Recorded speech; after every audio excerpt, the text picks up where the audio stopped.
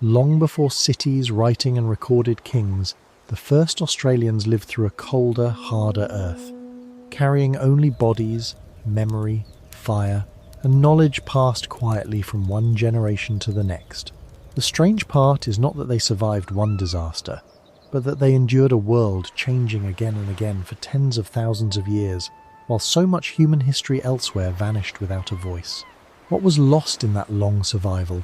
And how did the first Australians survive 50,000 years ago? Long before the coastlines familiar today, the land now called Australia belonged to a larger Ice Age world. To the north, New Guinea was connected by exposed plains and lowlands. To the south, Tasmania was not yet cut away by the sea. Together, these lands formed a vast region called Sahul, a continent-sized place of forests, savannas, wetlands, deserts, rocky shelters, rivers, and long coastlines that have since been drowned. When the first people reached this world, they were not entering the Australia drawn on modern maps. They were entering a moving landscape, one shaped by colder climate, lower seas, changing rainfall, and distances that could not be measured by roads, borders, or cities. This matters because the beginning of human life in Australia cannot be understood by imagining a simple arrival on a fixed shore. The shore itself was different. The islands to the north were different. The routes, the beaches, the river mouths, and the places where people first stepped onto land may now lie beneath shallow seas. What remains above water is only a fragment. The rest has been covered by time, tide, and sediment, leaving modern eyes to study a story that began on edges we can no longer walk. More than 50,000 years ago, the ancestors of today's Aboriginal and Torres Strait Islander peoples entered one of the most distinctive human landscapes on Earth. They carried no metal, no writing, no domesticated herd animals, and no map that could survive in the ground for archaeologists to find.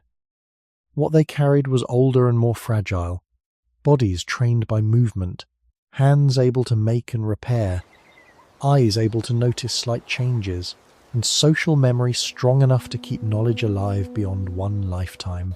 Human origin, in this sense, was not only about where people came from, it was about what the human body and mind had already become before reaching Sahul.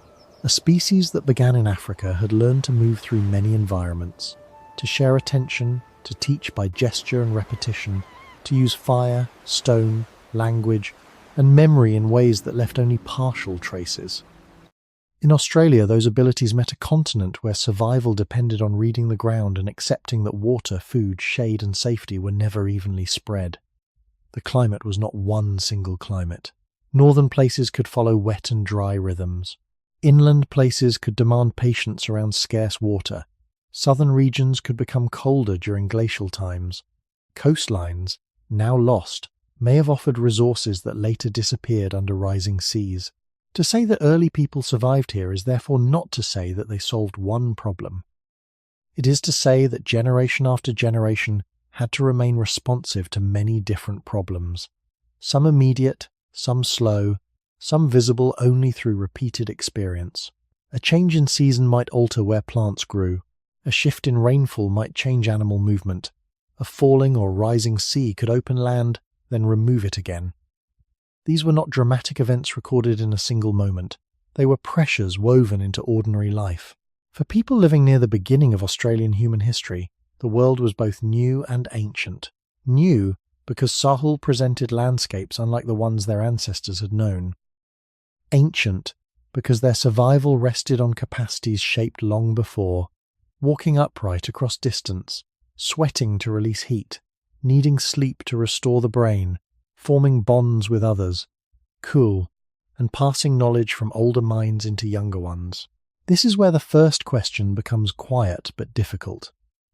The first Australians did not simply appear in a finished country. They arrived in a larger, colder, shifting Sahul, where much of the earliest evidence may now be hidden or gone. Any honest story must begin there, with a land partly lost, a people known through fragments, and a human beginning that was never separate from water, stone, memory, and changing land. To understand the first Australians, it is helpful to let the modern coastline fade for a moment. The sea around Australia today gives the impression of an isolated island continent, surrounded by water on every side, separated from Asia by broad channels and from Tasmania by Bass Strait. But during colder periods of the Ice Age, much more water was locked in glaciers and polar ice. Sea levels were lower, sometimes far lower than today, and land that is now underwater stood open to wind, plants, animals, and human feet. The northern shelf, the Gulf of Carpentaria, the Arafura Plain, and other drowned regions were not empty blue spaces. They were landscapes.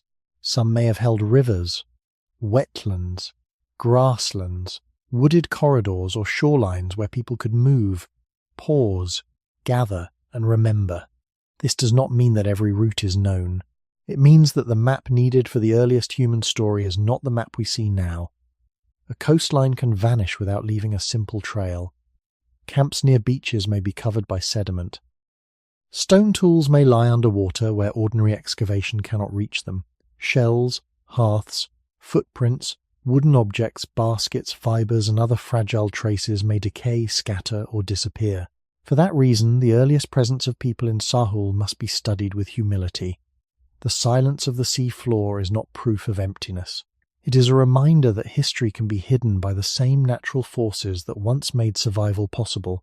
Lower seas did not remove every difficulty.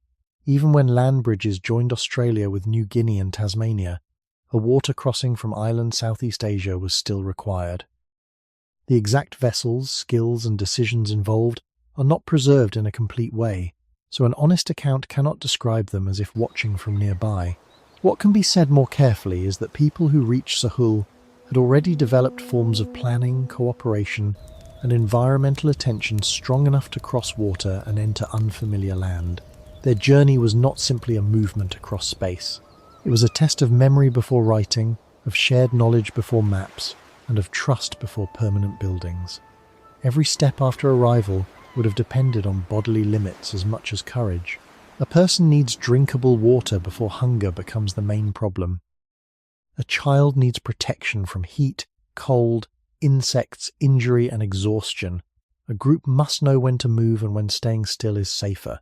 These pressures tie the story back to human origins, because Homo sapiens did not survive deep time by being free from weakness. People survived because weakness forced attention. Thirst made water knowledge precious. Fatigue made pacing necessary. Night made fire and shelter meaningful. Dependence made social life more than comfort. It became a condition of life itself. In Sahul, that condition met a land with many faces. The north could offer seasonal abundance and seasonal stress. Inland country could stretch dry and uncertain. Coast could provide food and movement, then later be swallowed as the climate warmed and seas rose. The first Australians therefore lived not only in a place, but in time. Their world shifted slowly beneath generations, and the places that held the earlier stories may not be places anyone can stand on now. This is why the beginning cannot be reduced to a single landing point or a simple line on a map. It belongs to a wider Ice Age geography, to drowned plains, changed rivers, lost shores, and human knowledge carried in living bodies. Before there was an Australia as we draw it today, there was Sahul, and before there was recorded history here, there were people learning how to remain alive on a continent whose first edges have partly returned to the sea. It also belongs to patience, because the clearest evidence for such a beginning often survives only in small, weathered, quiet, incomplete signs. The first question is not only how people arrived in Sahul, but what kind of beginning arrival truly was. From a distance, reaching a new continent can sound like a clear success, almost like a finished achievement. Yet for the people who first entered this land, arrival was not an ending. It was the first exposure to a world that did not explain itself. No river announced whether it would flow all year, no plain revealed, at a glance, where food would return after dry months. No distant ridge promised shade, shelter, or safe passage. The land had to be learned through walking, waiting, noticing, and remembering. In deep human history, that kind of learning was never separate from survival. A mistake did not need to be dramatic to matter. Moving too far from water, resting too little, misunderstanding a season, or failing to pass on a useful route could place pressure on bodies that were already limited by heat, hunger, thirst, and fatigue. The first Australians were fully human, with the same basic needs that shape every human life. They needed sleep, warmth, food, clean water, social care, and enough security for children to live into adulthood. What made their story remarkable was not freedom from these needs, but the long task of meeting them in landscapes their ancestors had not known. That is why the beginning of Australian human history should not be imagined as a sudden conquest of wilderness. Conquest is too sharp a word, too confident, and too modern. A more honest image is slower, small groups moving through country, returning to places that proved useful, avoiding places that drained too much strength, and gradually building a pattern of knowledge strong enough to outlast the people who first learned it. Some knowledge would have concerned visible things, such as stones suitable for tools, places where water remained, plants that could be used safely, animals that appeared in certain conditions, or shelters that protected against weather. Other knowledge may have been carried through habits, routes, repeated actions, and spoken teaching that left little trace for archaeology. The ground can preserve stone, charcoal, pigments, bones, and sediments, but it rarely preserves a warning, a lesson, or a remembered path. Yet without such living knowledge, objects alone could not keep people alive. Here, the theme returns to the origin of humans themselves. Homo sapiens did not become a global species only because of strong legs or clever hands. Those mattered, but they mattered inside social life. A hand could shape stone, but another person might teach where to find the stone. A fire could warm a night, but a group had to know how to tend it, carry knowledge of it, and protect those who could not protect themselves. A child born into Sahul did not inherit a written map. That child inherited a human world made of attention, imitation, voice, gesture, care, and repetition. Over time, such inheritance could become more durable than any single tool. It could allow people to remain in places that seemed difficult from the outside because the land was no longer only strange. It had become remembered through bodies, places, sounds, seasons, and the quiet discipline of returning. Still, much must remain uncertain. The earliest generations did not leave behind their thoughts. They did not leave a complete account of fear, hope, grief, decision, or wonder. To speak for them too directly would be to replace evidence with imagination. What can be said is quieter and stronger. The people who entered Sahul faced an immense test of adaptation, and their descendants continued living across changing environments for tens of thousands of years. The beginning, then, was not a single heroic moment on an ancient shore. It was the opening of a long relationship between human bodies, shared memory, and a land whose shape kept changing. In that relationship, survival began not with certainty, but with learning. The movement of the first Australians belongs to a much larger human story, one that began far beyond Sahul and far earlier than any written record. Modern humans emerged in Africa, and over long spans of time some groups moved beyond that continent through Western Asia, Southern Asia, island Southeast Asia, and eventually toward lands beyond the horizon to the south. This was not a single march, and it should not be imagined as one crowd following one clear road. It was more likely many movements, pauses, disappearances, and continuities, shaped by climate, coastline, food, water, and the needs of families. By the time people reached Sahul, they were already part of a species that had learned to live by moving carefully through unfamiliar places. The arrival in Australia was therefore not an isolated miracle. It was one quiet expression of a deeper human capacity, the ability to carry knowledge across distance without leaving a written account of the journey. In world history, this matters because Sahul was reached very early in the long spread of Homo sapiens across the planet. People were living in this region tens of thousands of years before farming, before cities, before kings, and before the first known writing systems. That order of time changes the way the story feels. The first Australians were not late figures at the edge of history. They were among the makers of one of its deepest beginnings. Their presence shows that human beings had already developed complex ways of planning, cooperating, remembering, and responding to risk long before the monuments that fill history books.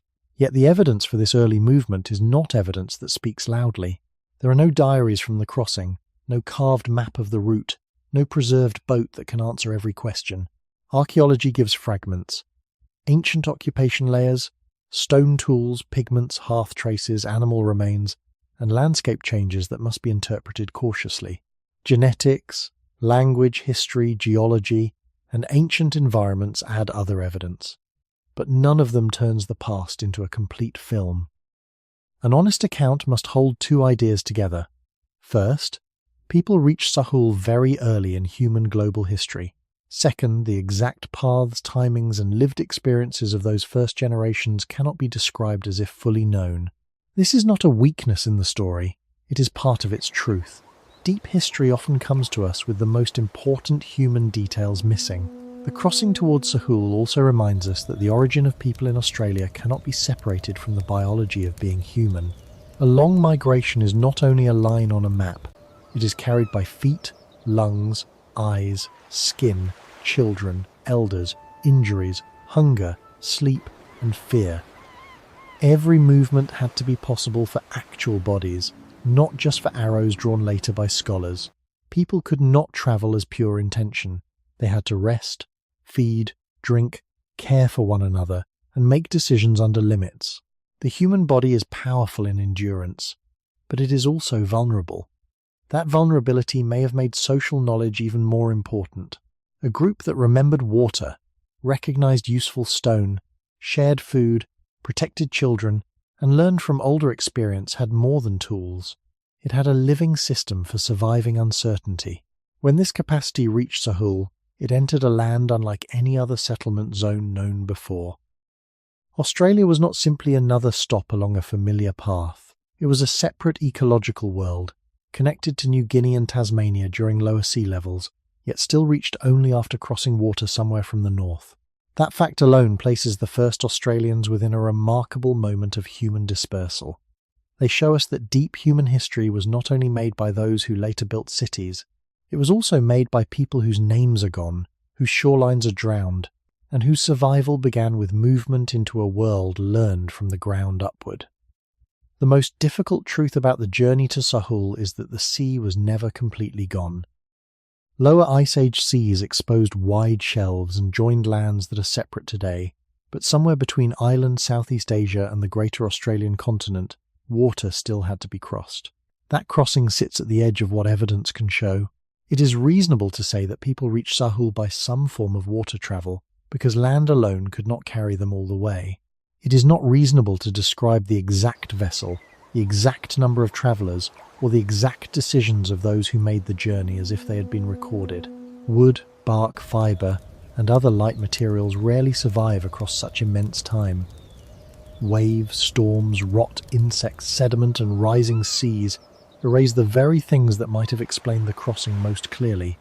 What remains is the result. People were there. The absence of a preserved boat does not remove the crossing.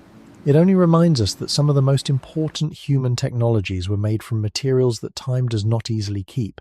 A stone tool can wait in the ground.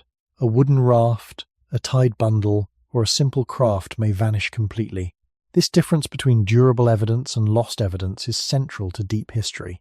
It teaches caution, but it also teaches respect. The first Australians entered Sahul before writing, before metal tools, and before the visible architecture that later societies used to announce power. Their achievement was not carved into walls. It was held in coordination, timing, observation, and shared trust. To cross water, even a shorter stretch than the seas shown on modern maps, people had to understand more than direction. They needed some awareness of weather, wind, current, distance, landing places, and the practical limits of the human body. They also needed to move as social beings. Children, older adults, food, tools, fire knowledge, and memory could not be treated as separate from the journey. Human migration is sometimes drawn as a thin arrow, but no human life moves as an arrow. It moves through thirst, rest, injury, fear, care, and repeated choice. This brings the story back to human origins. Homo sapiens became a travelling species not because each person was endlessly brave, but because groups could hold knowledge together. A single observer might notice birds flying toward land. Another might know how clouds gather over distant ground. Someone might remember a previous crossing, a shallow channel, a reef, a tide, or a place where return was possible. The details are not recoverable with certainty, but the broader principle is secure. Movement into Sahul required capacities beyond random drifting. It required enough planning and cooperation for people to arrive alive, and enough continuity for life to continue after arrival. That second requirement is often overlooked. Reaching a shore once would not create a human history. People had to establish themselves, find water, learn new foods, avoid fatal mistakes, care for children, and pass knowledge forward. The crossing was only the threshold. Beyond it lay the longer test of inhabiting a continent unlike the lands to the north. In that sense, the water crossing was both small and enormous.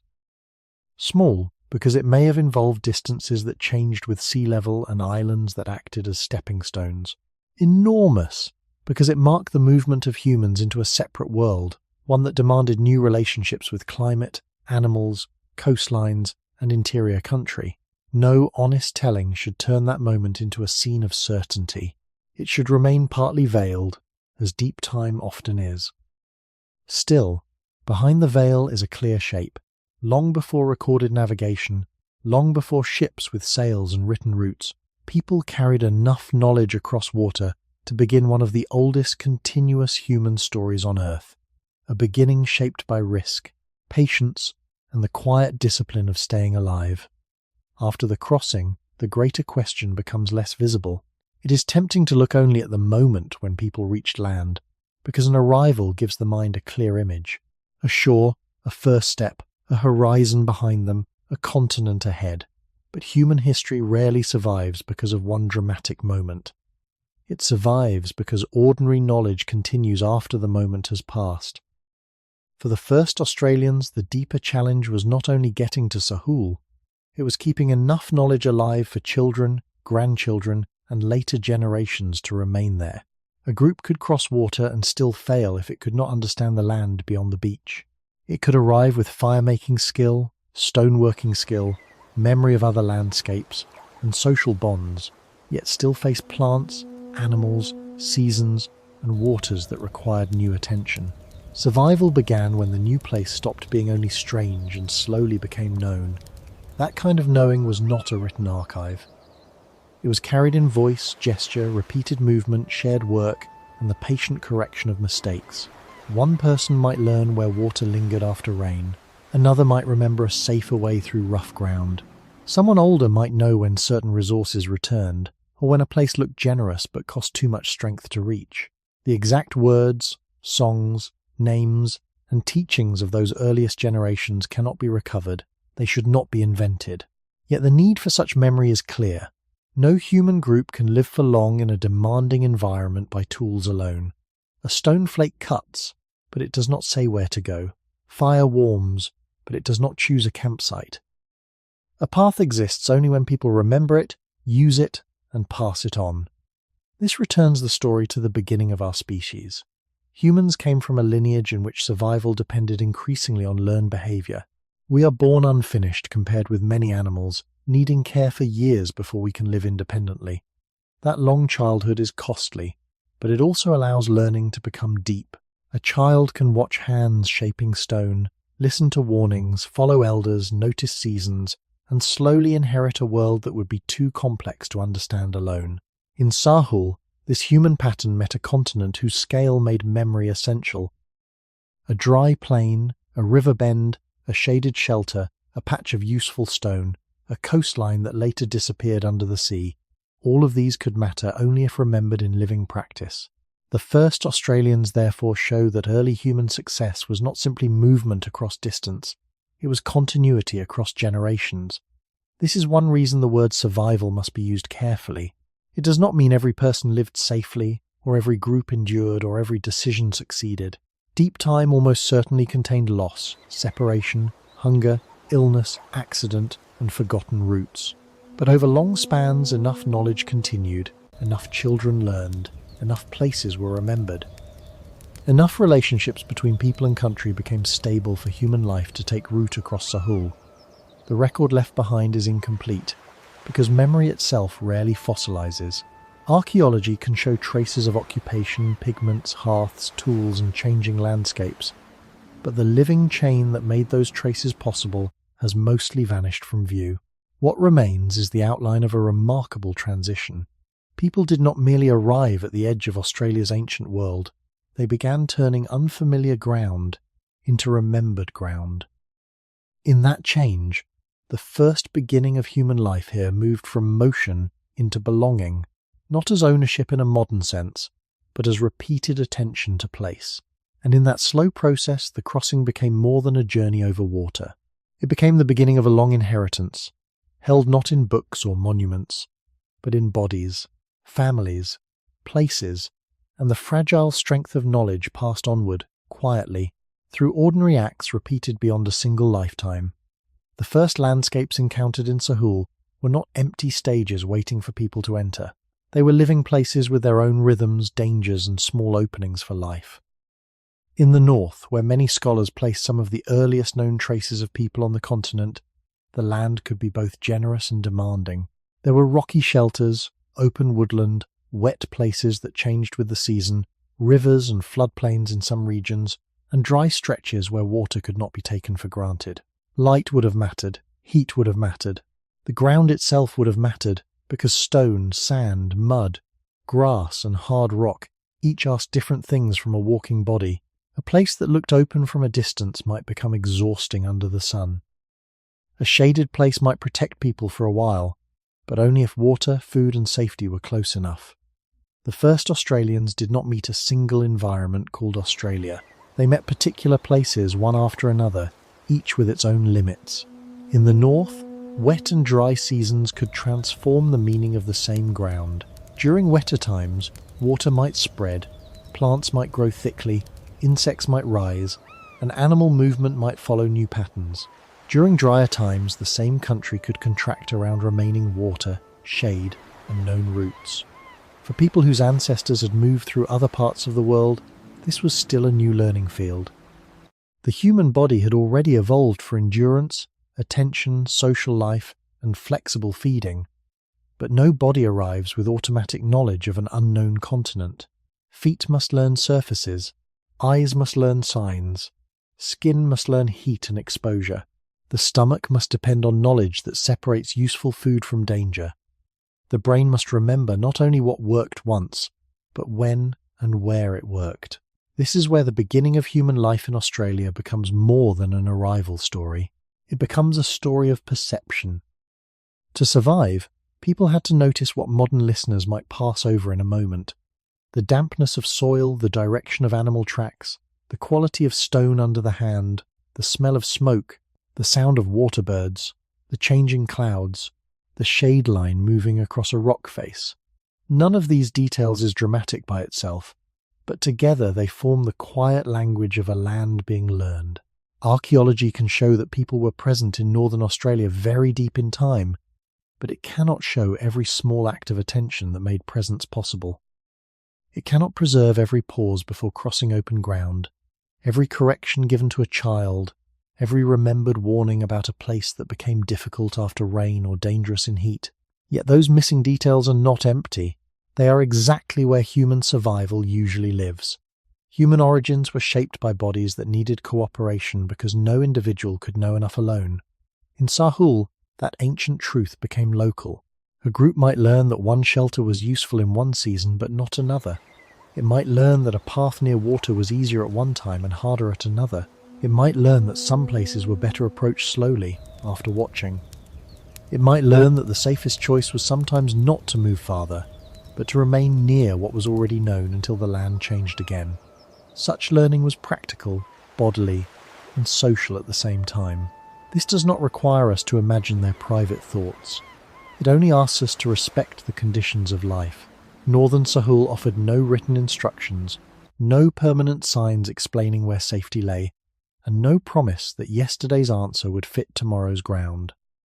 The first Australians survived by entering a conversation with place that had to be renewed every day, through movement, rest, memory, and careful attention to a continent that was still becoming known. A new continent is first learned through the body. Before a place becomes a route, a campsite, a memory, or a story, it is felt through feet, breath, thirst, heat, and tired muscles. For the first Australians, the northern landscapes of Sahul would not have been understood in one view. They had to be measured by how far a person could walk before needing water, how long shade lasted on a rock wall, how heavy a tool became after many hours, how quickly children tired, and how the body changed when the day grew hot. Survival in such a world was not a matter of constant movement. It depended on knowing when movement was worth the cost. A human being can cover distance with remarkable endurance, but every step spends energy. In open country, under strong sun, that cost can rise quietly. The body loses water, attention becomes slower. A small injury can change the meaning of a whole day. In this sense, the first lesson of Sahul may have been restraint. To move carefully was not weakness. To rest before collapse, to stay near water, to choose shade, to follow known ground, and to avoid unnecessary distance were all parts of living intelligence. This connects the Australian beginning to a much older human inheritance. Homo sapiens came from a lineage shaped by walking, sweating, carrying, sharing, and learning. Our bodies are not the fastest among animals, nor the strongest, nor the best protected by fur, claws, or thick skin. Human strength lies in endurance joined with memory. A person can walk far, but only if water, food, rest, and social care make the journey possible. A group can enter difficult country, but only if knowledge reduces waste. In early Sahul, that knowledge may have grown from repeated bodily experience. People would learn which slopes drained strength, which ground stayed cooler in the morning, which places became difficult after rain, and which paths kept them close enough to water. The land was not simply seen, it was tested through fatigue and remembered through the consequences of fatigue. This is why the first Australians should not be pictured as wandering without pattern. Even very early life in a new environment would have required attention to rhythm. There were rhythms of daylight and darkness, wet and dry, hunger and satisfaction, walking and stillness, risk and recovery. Sleep mattered because the brain and body needed restoration. Fire mattered because night changes human vulnerability. Social closeness mattered because no individual body can remain alert forever. Children, in particular, remind us that human survival is never only about adults facing the landscape. A group had to move at the pace of those who needed care. It had to protect the young long enough for learning to continue. That slow, costly childhood is one of the deep features of our species. It makes humans dependent, but it also makes culture possible. In Sahul, a child could gradually learn the taste of safe water, the feel of useful stone, the warning signs of heat, and the comfort of a known resting place. Over generations, the body's limits became part of the map. Not a drawn map, but a lived one. A place was remembered because it allowed recovery. A path was valued because it did not drain too much strength. A shelter mattered because it gave shade, dryness, or protection at the right time. The first Australians survived by letting the land shape movement, and by letting movement teach the land. Nothing in this needs to be exaggerated. They were not superhuman. They were human in the most complete sense. Vulnerable, observant, social, and able to turn repeated experience into knowledge. In a continent still unfamiliar to them, the body was not merely something that endured hardship. It was the first instrument through which Sahul became understandable. One step, one pause, one remembered return at a time. The first contact with Sahul was not a test of brute strength alone. Strength could help a person lift, carry, climb, but it could not explain survival across generations. A strong body still needed water. A skilled hand still needed the right stone. A fast walker still needed to know where walking would lead. In the long beginning of the first Australians, the deeper human advantage was flexibility. The ability to change behaviour when the land changed, to remember what had worked before, and to teach that knowledge before it disappeared with the person who first learnt it. This is one of the quiet truths of human origins. Homo sapiens did not spread across the world by becoming perfectly adapted to one place. People survived because they could learn many places and then adjust their actions to each one. In Sahul, that meant paying attention to season, distance, heat, shelter, water, animals, plants, stone, and the needs of others. A route that was safe in one period might become costly in another. A place rich after rain might become poor after dryness. A shelter that protected from sun might not serve the same purpose in cold wind. To live here, people had to treat knowledge as something alive, not fixed. It had to be corrected, renewed, and passed forward. This is why the story cannot be reduced to one great arrival or one clever invention. Survival was made of smaller adjustments, repeated so often that they became the shape of life. A group might change when it travelled. It might change how long it stayed in one area. It might change which resources it relied on as seasons shifted. It might return to old places with caution, or leave a place that had become costly. These choices do not need to be imagined as formal plans. They can be understood as the ordinary intelligence of social animals with memory, language, and care. Every human community must answer the same basic questions: where to find water, when to rest, how to protect the young, how to avoid needless danger, and how to remember what the dead once knew. In early Sahul, those questions were asked by life itself. The land did not remain still.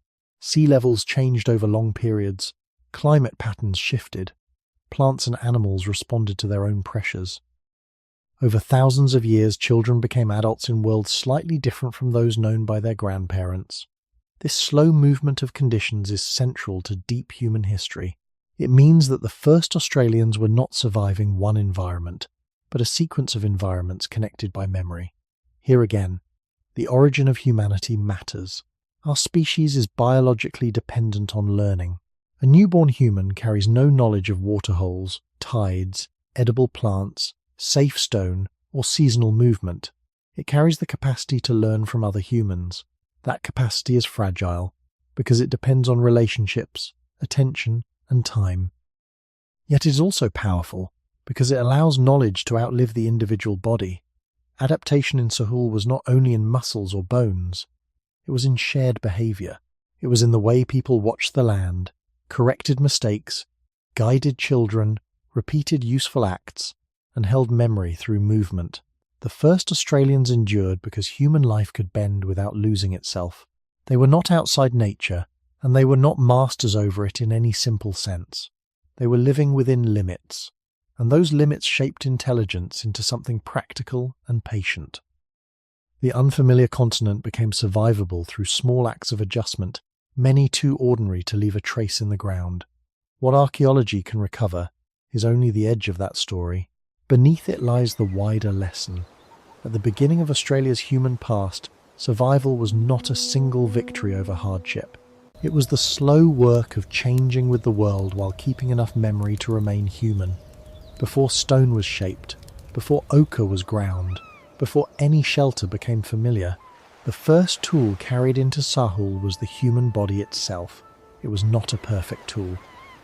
It was warm-blooded, easily thirsty, easily cut, dependent on sleep, vulnerable to infection, slowed by injury, and made anxious by darkness and uncertainty. Yet it was also a body capable of endurance, balance, delicate touch, long attention, and recovery when given rest and care. The first Australians entered a vast, changing land with this same mixture of strength and limitation. Their survival did not begin with invincibility. It began with a body that constantly announced what life required. Thirst pointed toward water. Hunger pointed toward food. Tiredness demanded pacing. Cold made shelter and fire important. Heat made shade, timing, and restraint necessary.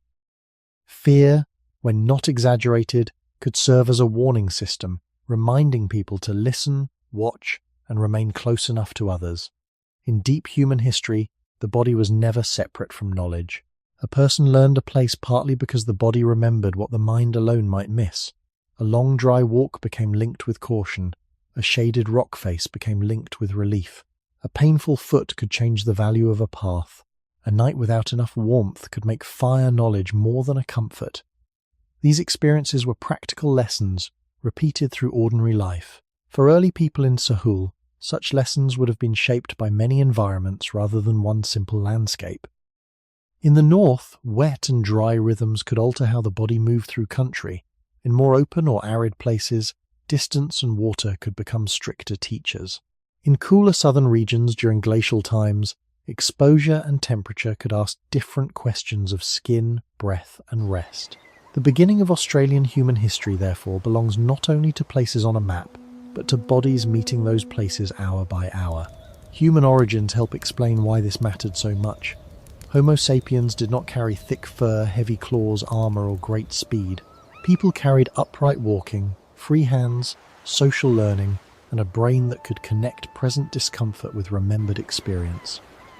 That combination made the body both fragile and powerful. The hand could grip stone, shape a point, hold a child, carry burning material, or sort useful from useless things. The eye could follow movement across grass, notice color in rock, or detect a change in the sky. The ear could hear water, animals, insects, wind, or another human voice in low light.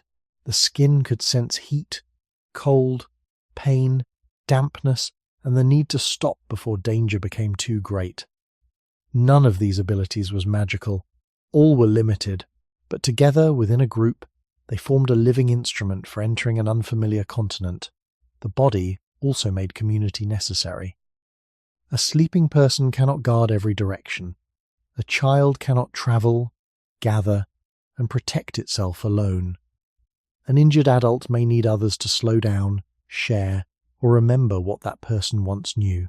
An older person may carry knowledge even when the body no longer moves as easily as before.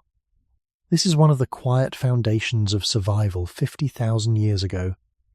Biology pushed people toward one another. The human body needed other human bodies near it. Around water, fire, shade, tools, food, and resting places, social life gave weakness a chance to become endurance. To describe the first Australians honestly is to keep that vulnerability in view. They were not mythical figures untouched by pain, weather, or loss. They were people living inside the same basic conditions that still define the species: the need to breathe, drink, eat, sleep, recover, learn, and be protected when alone would not be enough. In Sahul, the body was the first measure of distance, the first alarm against danger, the first memory of hardship, and the first reason knowledge had to be shared. The body was the first instrument, but it did not work alone. Its strength depended on memory, attention, and learning from other people. A hand can hold a stone, yet the hand must learn which stone breaks cleanly and which one crumbles. An eye can see the ground, yet the eye must learn which small signs matter and which ones can be ignored. An ear can hear movement in grass, birds over water, insects after rain, or another human voice in the dark, yet hearing becomes useful only when experience gives sound meaning. For the first Australians, the senses were not passive windows. They were trained slowly by place. A child did not simply look at Sahul. A child learned how older people looked. That difference is central to human survival. Our species carries knowledge not only in the brain of one person, but in the relationships between people. Gesture, imitation, correction, repeated movement, and spoken guidance can turn an ordinary action into inherited skill.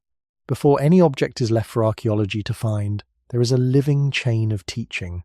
Someone notices, someone remembers, someone shows another person. Someone younger repeats the action, imperfectly at first, then with more confidence. In a land where water, shade, food, stone, and safety were unevenly spread, such teaching could matter as much as any single tool. The hand, for example, is often remembered through the things it made: flakes, scrapers, ground pigments, sharpened edges, hearths, and altered surfaces. Yet the hand also did quieter work that rarely survives. It carried children, it shielded eyes from glare, it touched soil for dampness, it tested the weight of wood.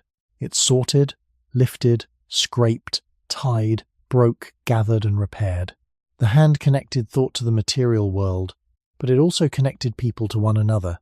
A careful movement could be watched, a mistake could be corrected, a repeated gesture could become a lesson without needing to be carved into anything permanent. The same was true of sight and hearing. In Sahul, survival may have depended on noticing small differences repeated over time. A change in animal movement, a darker line of vegetation near water, smoke in the distance, clouds forming over high ground, or the sound of life gathering where moisture remained. These details cannot be reconstructed fully, and it would be wrong to pretend that we can hear or see exactly what those early people heard and saw. What can be said with confidence is broader and more human. In any difficult landscape, perception becomes skill only when it is shaped by memory. This returns the story to the origin of humans. Homo sapiens became unusual not because each body carried all answers within itself, but because people could learn beyond their own experience. One life is short. One mistake can be costly. But a group can preserve lessons across many lives. Older knowledge can guide younger bodies before those bodies have paid every cost themselves. A path can be followed because others found it first. A danger can be avoided because someone remembered it. A resource can be used because careful hands taught other hands what to do. In the first Australian world, this may have been the deepest form of equipment. Stone mattered, fire mattered, shelter mattered, but none of them functioned alone. They became useful inside attention, memory, and social learning. Without those, a stone is only stone, fire is only heat, and a shelter is only a place in shadow. With them, the landscape begins to hold meaning. The ground becomes readable. The season becomes familiar. The body begins to move with less waste. This is how an unfamiliar continent could slowly become livable, not through sudden mastery, but through thousands of ordinary acts in which senses, hands, memory, and teaching work together. The first Australians survived because human knowledge was not locked inside one person. It could pass from body to body, quietly, until a new world became a remembered world. It is easy to imagine early people through dramatic scenes, but the evidence asks for a quieter kind of attention. We do not know the private thoughts of the first Australians when they stood under a rock shelter, crossed open ground, watched weather change, or waited near water. We should not place modern words inside minds that left no written record. What can be understood securely is the pressure that the human body placed on life. A body that needs water cannot ignore distance. A body that overheats cannot treat midday sun as harmless. A body that grows tired cannot move forever. A body that sleeps cannot watch every danger alone. These simple facts may sound ordinary, but in deep history they are powerful. They shape the pace of movement, the value of rest, the meaning of fire, and the need for other people. In Sahul, the body would have made slowness intelligent. Moving slowly could mean noticing more. Resting could mean surviving longer. Staying near known water could mean protecting children and older people. Waiting for cooler hours could mean saving strength for the next day. This was not laziness or fear. It was the practical wisdom of living inside biological limits. The first Australians were not separate from the land, and they were not separate from their own bodies. Heat, thirst, hunger, fatigue, injury, darkness and weather formed a constant conversation between people and place. Each need narrowed some choices and opened others. If water was uncertain, routes mattered. If shade was rare, timing mattered. If food changed with season, memory mattered. If a child could not walk as far as an adult, care mattered. These pressures link the Australian beginning to the wider origin of humanity, because all human societies grew from the same condition. No one survives long as a complete individual. We are social not only because companionship is pleasant, but because the body makes isolation dangerous. A sleeping person benefits from others nearby. A young child survives through adults who carry, feed, warn, and teach. An injured person may live because others do not abandon them. An older person may carry knowledge that a younger, stronger body does not yet possess. In this way, weakness could become part of collective strength. The limits of one body were softened by the presence of many bodies. Archaeology can uncover tools and traces, but it cannot easily uncover patience. It cannot preserve the moment someone waited rather than walked into heat. It cannot preserve the quiet decision to remain close to water over many days. Still, those unpreserved behaviours may have mattered deeply. A continent is not learned only through invention. It is learned through restraint, repetition, and correction.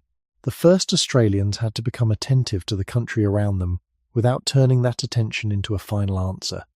The land changed. The coastlines changed. Rainfall shifted. Animals moved. Some places that were useful at one time may have become less useful later. A way of living that worked for one generation had to be adjusted by the next. The body remained the measure through all of this. It felt thirst before a theory of climate. It felt exhaustion before a drawn map.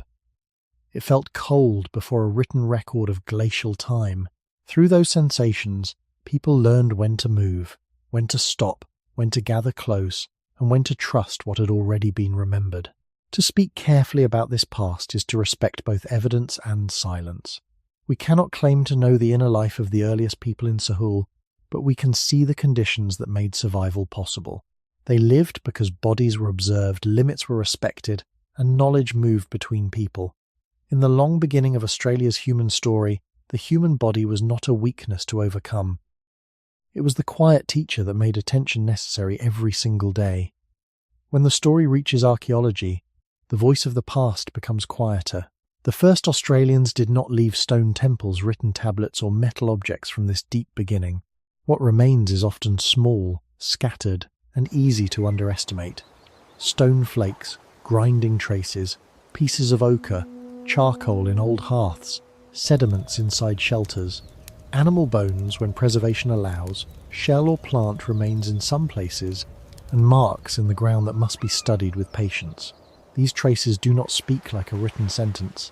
They have to be read through layers, dates, geology, comparison, and caution. A stone flake may show that a hand struck stone with intention. Charcoal may suggest fire, but it must be separated from natural burning when possible. Ochre may show the use of coloured earth, but it cannot by itself explain every meaning that colour carried. A shelter can show repeated presence, but not every reason people returned there. In this way, the archaeological record of early Sahul is both powerful and incomplete. It gives evidence of human presence, yet it does not give a full portrait of daily life.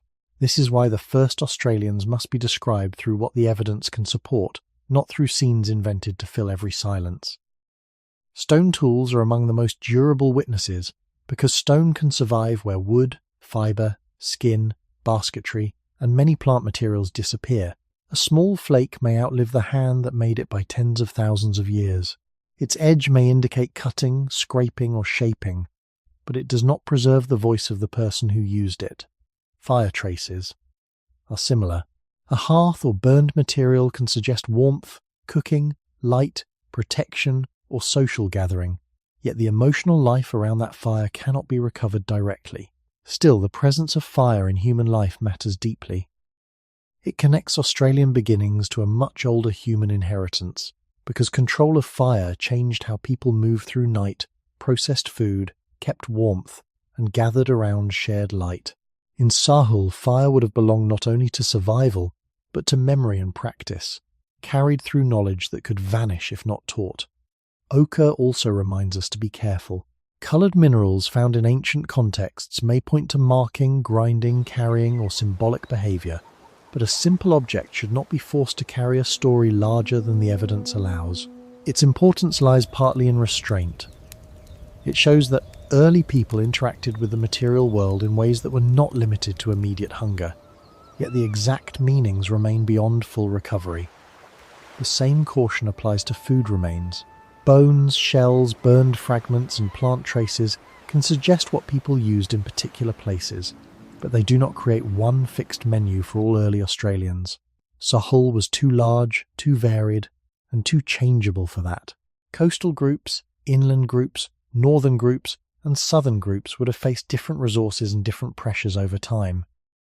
Archaeology reveals points of contact between people and land, not a complete list of everything they ate, feared, valued, or taught. The deepest lesson is that the beginning of Australia's human history survives through fragments because most of human life is made of perishable acts. A hand gesture, a warning, a carried ember, a path remembered after rain, a child watching stone being shaped, a decision to return to a shelter. These may leave little or nothing behind. Yet without them, the objects in the ground would not exist. The first Australians are visible to us through stone, fire, colour, shelter and sediment, but their survival happened in the living space between those traces, where knowledge moved through bodies before it ever became evidence. To listen carefully to that evidence is to accept a slower truth. The oldest human signs in Sahul are not loud monuments, but quiet remains of practical life and patient learning. The oldest evidence of people in Sahul has survived through an uneven filter. What remains is not everything that happened, but only what time allowed to stay. Stone can endure because it is hard and resistant to decay. Burned material can sometimes survive when it is sealed in the right sediment. Pigments can remain as small mineral traces, but most of human life is made from things that do not last. Wood rots, plant fiber breaks down, skin, hair, bark, cord, baskets, and simple shelters disappear unless rare conditions protect them. Footprints can be erased by rain, wind, animals, or the next season of flooding. A campsite near an ancient coast can be drowned by rising seas. A place used for generations may leave only faint marks if people lived lightly, moved often, or used materials that returned quickly to the earth. This is why the archaeological record must never be mistaken for the whole human record. It is more like a narrow window, opened in a wall that once held a much larger room. Through that window we can see stone, charcoal, layers of soil, and occasional remains, but not the full movement of life around them. For the first Australians, this matters deeply. Their earliest history unfolded in a land where many of the most important traces were fragile from the beginning. A remembered water route leaves no object unless something was dropped there. A lesson about shade leaves no fossil. A careful decision to avoid a dangerous place may preserve life precisely by leaving no mark. Even the coastline itself, which may have held rich places for early people, is partly gone beneath the sea. As water rose after the coldest phases of the Ice Age, low plains, river mouths, beaches, and old campsites could have disappeared under waves and sediment. The absence of visible evidence in such places does not prove that people were absent. It shows that some landscapes have become difficult to study. This is one of the hardest truths in deep human history. The past is not equally preserved. Dry shelters may keep traces better than open ground. Stone-rich places may leave more evidence than places where people used wood or fibre. Inland locations above modern sea level may be easier to excavate than drowned coastal country. Because of this, the surviving record may make certain behaviours look more important simply because they lasted longer.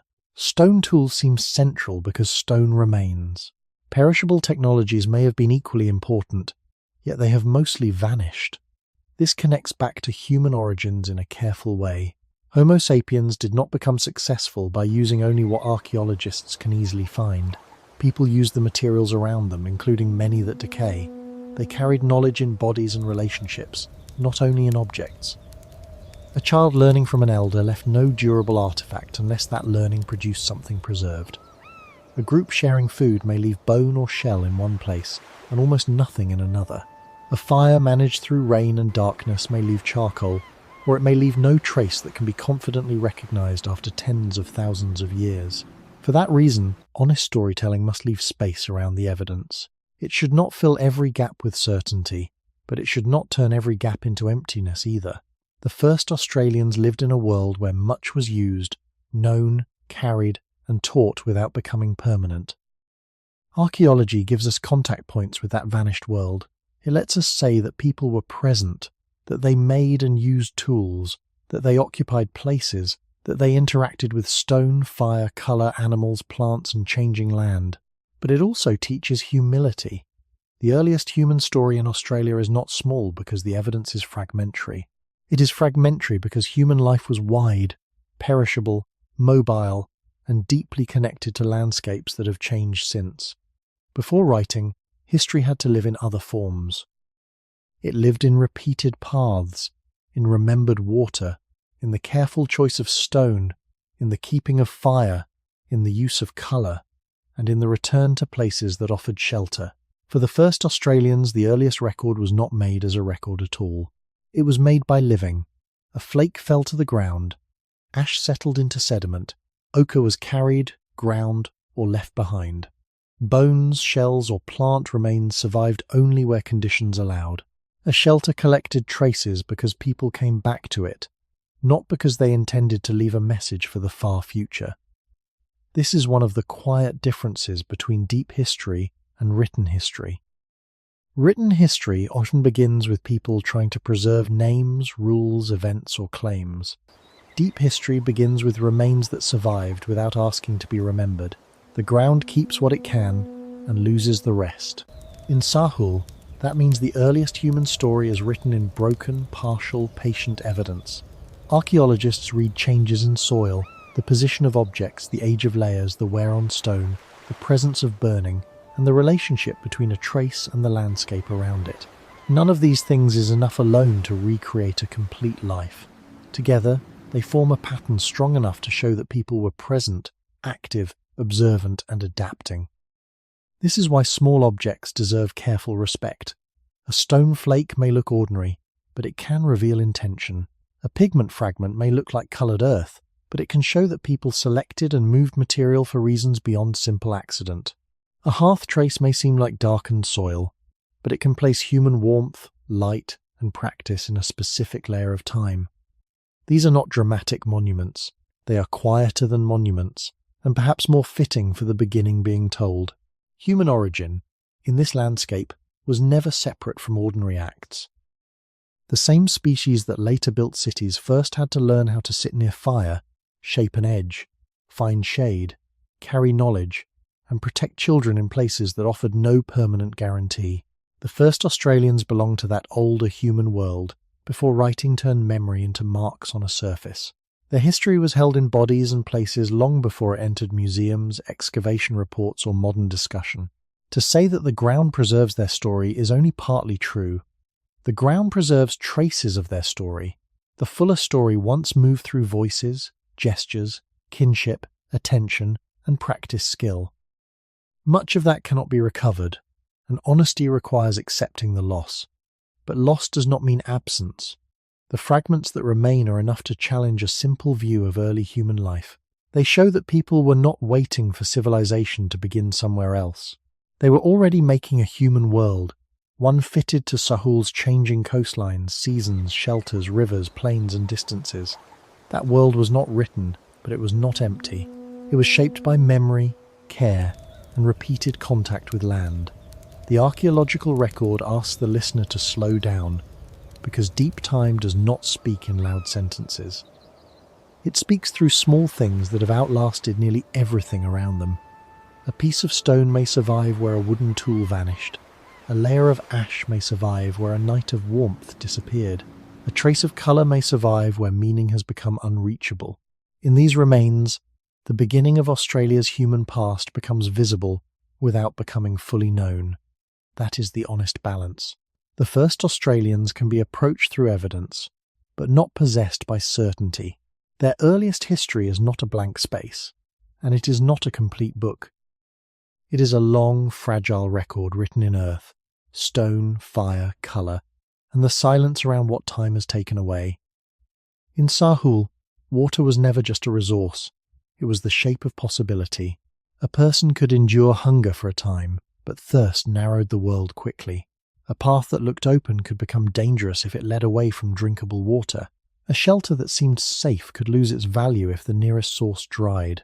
A coastline, river, spring, floodplain, or temporary pool could decide whether movement was wise or wasteful.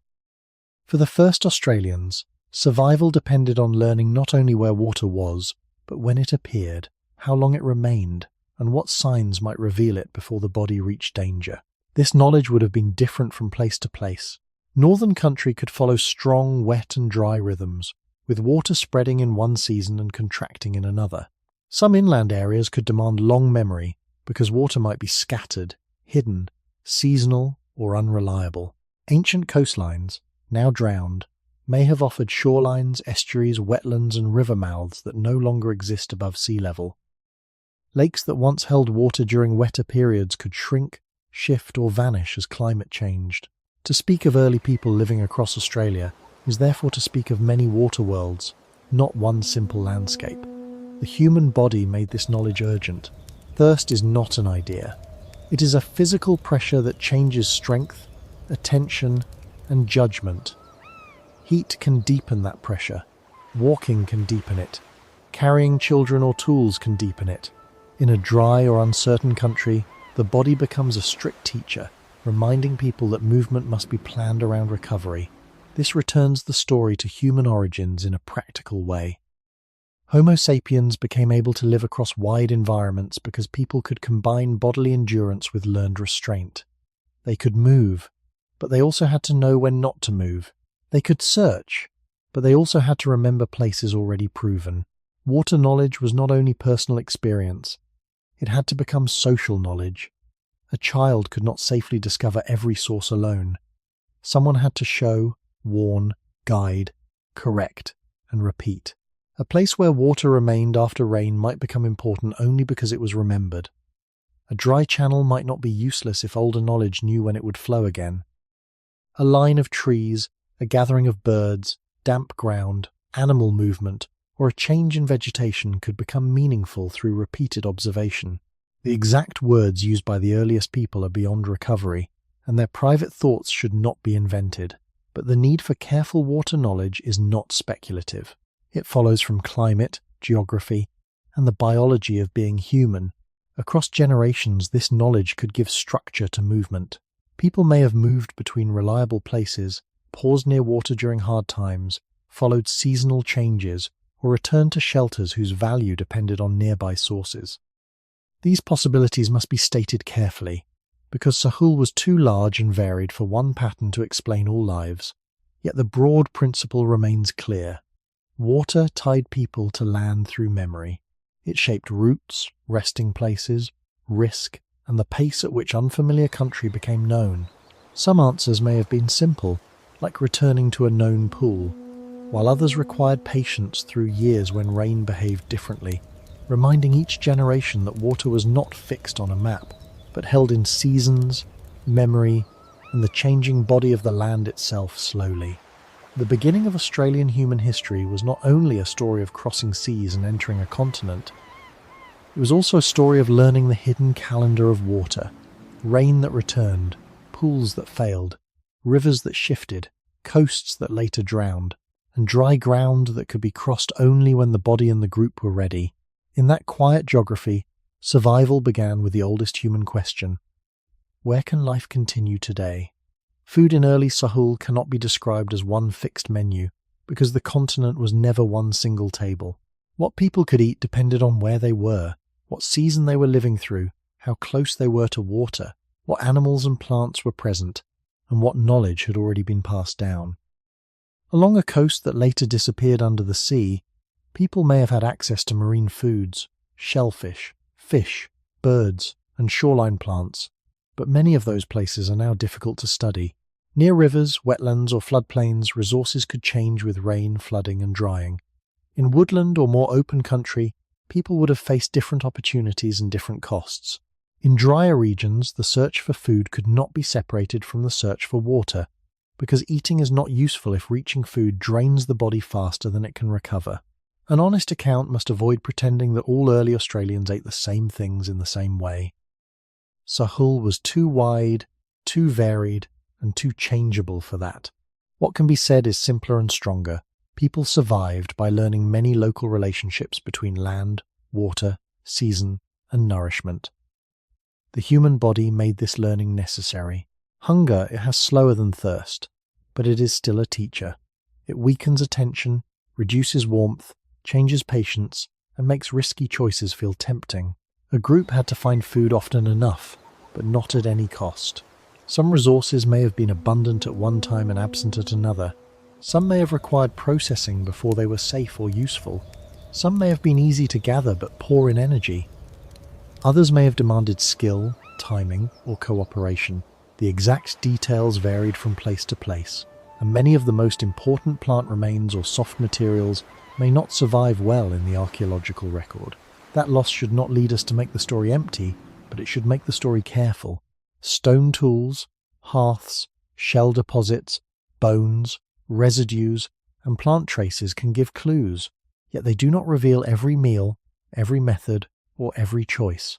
This returns the subject to human origins, because Homo sapiens became able to live widely by being flexible feeders and social learners. Humans are not bound to one narrow food source in the way many animals are. People can learn what a place offers, share techniques, remember timing, and pass on caution. In Sahul, that flexibility had to become local wisdom. A food source was valuable only if people knew when it appeared, how to obtain it, how to prepare it when preparation was needed, and how to avoid confusing useful things with dangerous ones. A child could not safely learn all of this alone. Food knowledge had to move through families and groups, through watching, tasting under guidance, carrying, sorting, cooking, and repeated return. Fire may have played an important role, but it should not be treated as a single answer. Fire can warm, protect, and transform food, yet its value depends on knowledge of fuel, weather, place, and care. The larger pattern is that nourishment in Sahul was geographic knowledge. It belonged to river edges, coastlines, wetlands, open ground, rocky shelters, plant cycles, animal movements, and seasons that did not explain themselves. As generations passed, people would have learned not only what could be eaten, but how much effort a food was worth. This point is quiet but important. Survival often depends on not wasting strength. A distant resource might not be worth the journey. A familiar place with modest food might be safer than an uncertain place with promise. Early life in Australia was therefore not only about finding enough. It was about balancing energy, risk, memory, and care in a land where every meal was connected to water, movement, weather, and the fragile knowledge carried from one human body to another carefully. In deep history, survival often depended on a skill that leaves almost no trace, the skill of not wasting strength. Water and food were essential, but reaching them always carried a cost. A person had to walk, carry, watch, sweat, rest, and sometimes turn back. A group had to think not only about what was possible, but what was worth the effort.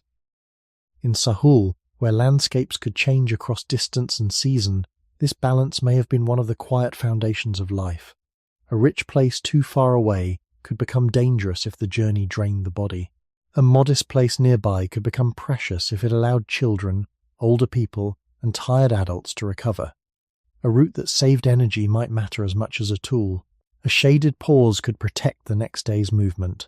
A known water source could reduce uncertainty more than a distant promise of abundance. The first Australians did not live by endlessly pushing against the land. They lived by learning when the land allowed movement and when it demanded patience. This is one of the most important differences between survival and simple endurance. Endurance means continuing through difficulty. Survival means choosing the pattern that lets life continue beyond one difficult day. For early people in Australia, that pattern had to include the limits of the human body. Muscles need fuel, the brain needs rest. Skin loses water and heat. A child's pace changes the pace of everyone.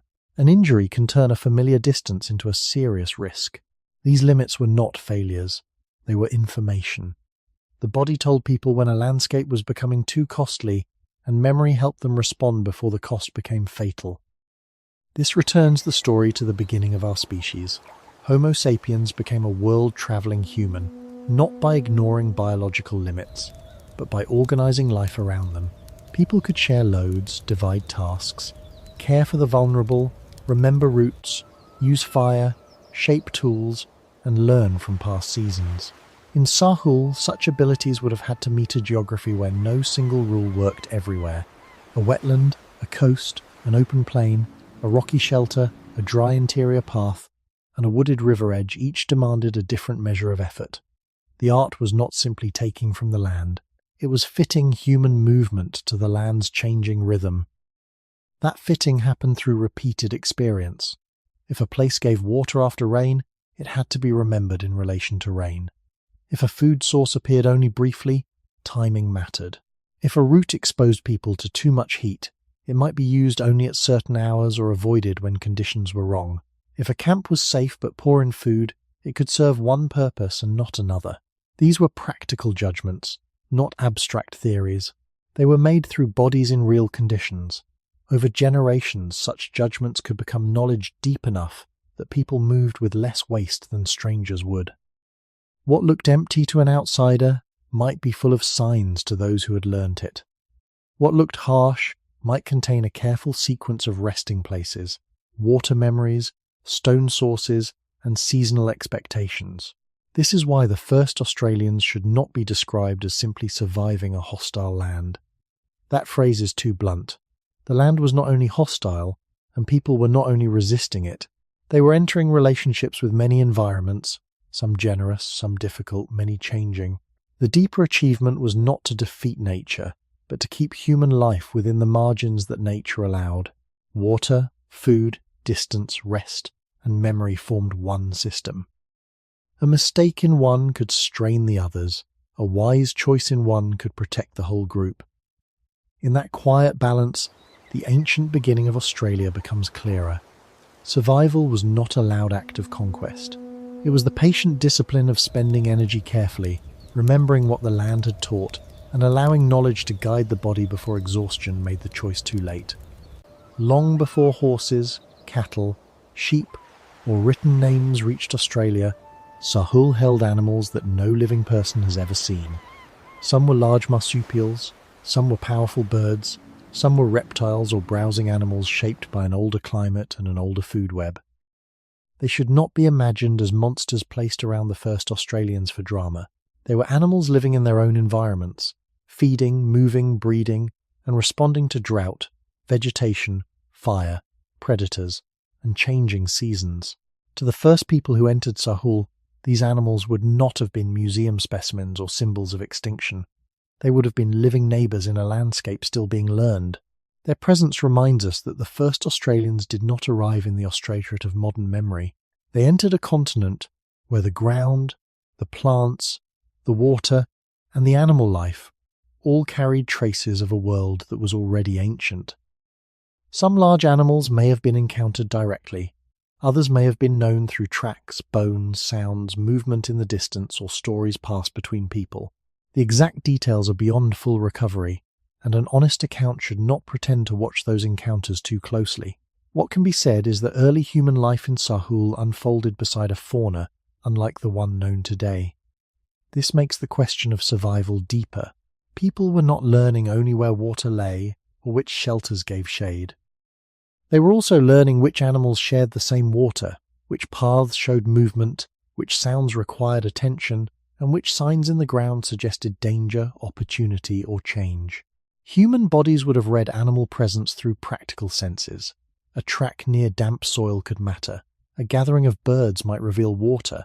The movement of smaller animals might show seasonal change. The presence of large animals near a water source could alter when people approached, waited, or moved away. These possibilities must be kept broad, because specific behaviours are difficult to prove at such distance. But the wider relationship is clear. Humans entered an ecological community, not an empty wilderness. This connects the Australian beginning to human origins in a careful way. Homo sapiens had already become a species able to observe animals closely, not only as prey, but as signs within a living landscape. In many regions of the world, people learned from animal trails, migrations, feeding patterns, calls, and avoidance. In Sahul, that older human capacity met animals shaped by long isolation and local evolution. The land had its own history before people arrived. The first Australians were newcomers to that history, and survival required attention to it. Such attention may have been as important as strength. A large animal could change the meaning of open ground. Fresh tracks could make a familiar path feel different. Bones near water could remind people that every source of life was also a place where needs met. Megafauna also reveals something about time. A large animal can seem permanent while it is alive, yet whole forms of life can vanish over thousands of years. The people near the beginning of Australian human history lived close to that slow instability. Climate could dry or cool the land. Vegetation could shift. Water sources could expand or contract. Fire regimes could change. Human presence itself may have become one influence among others, though the exact balance remains debated. What matters here is not to choose a simple cause too early. It is to understand that the first Australians entered a world where human survival and animal survival were both tied to changing land. The animals that no longer exist were not background decoration. They were evidence that Sahul was a dynamic place, filled with relationships older than human memory there.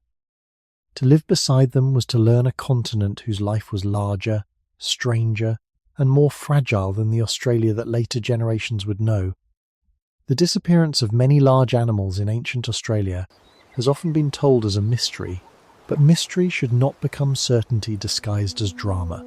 Some large species vanished during the broad period when climates were changing, and people were already living in Sahul.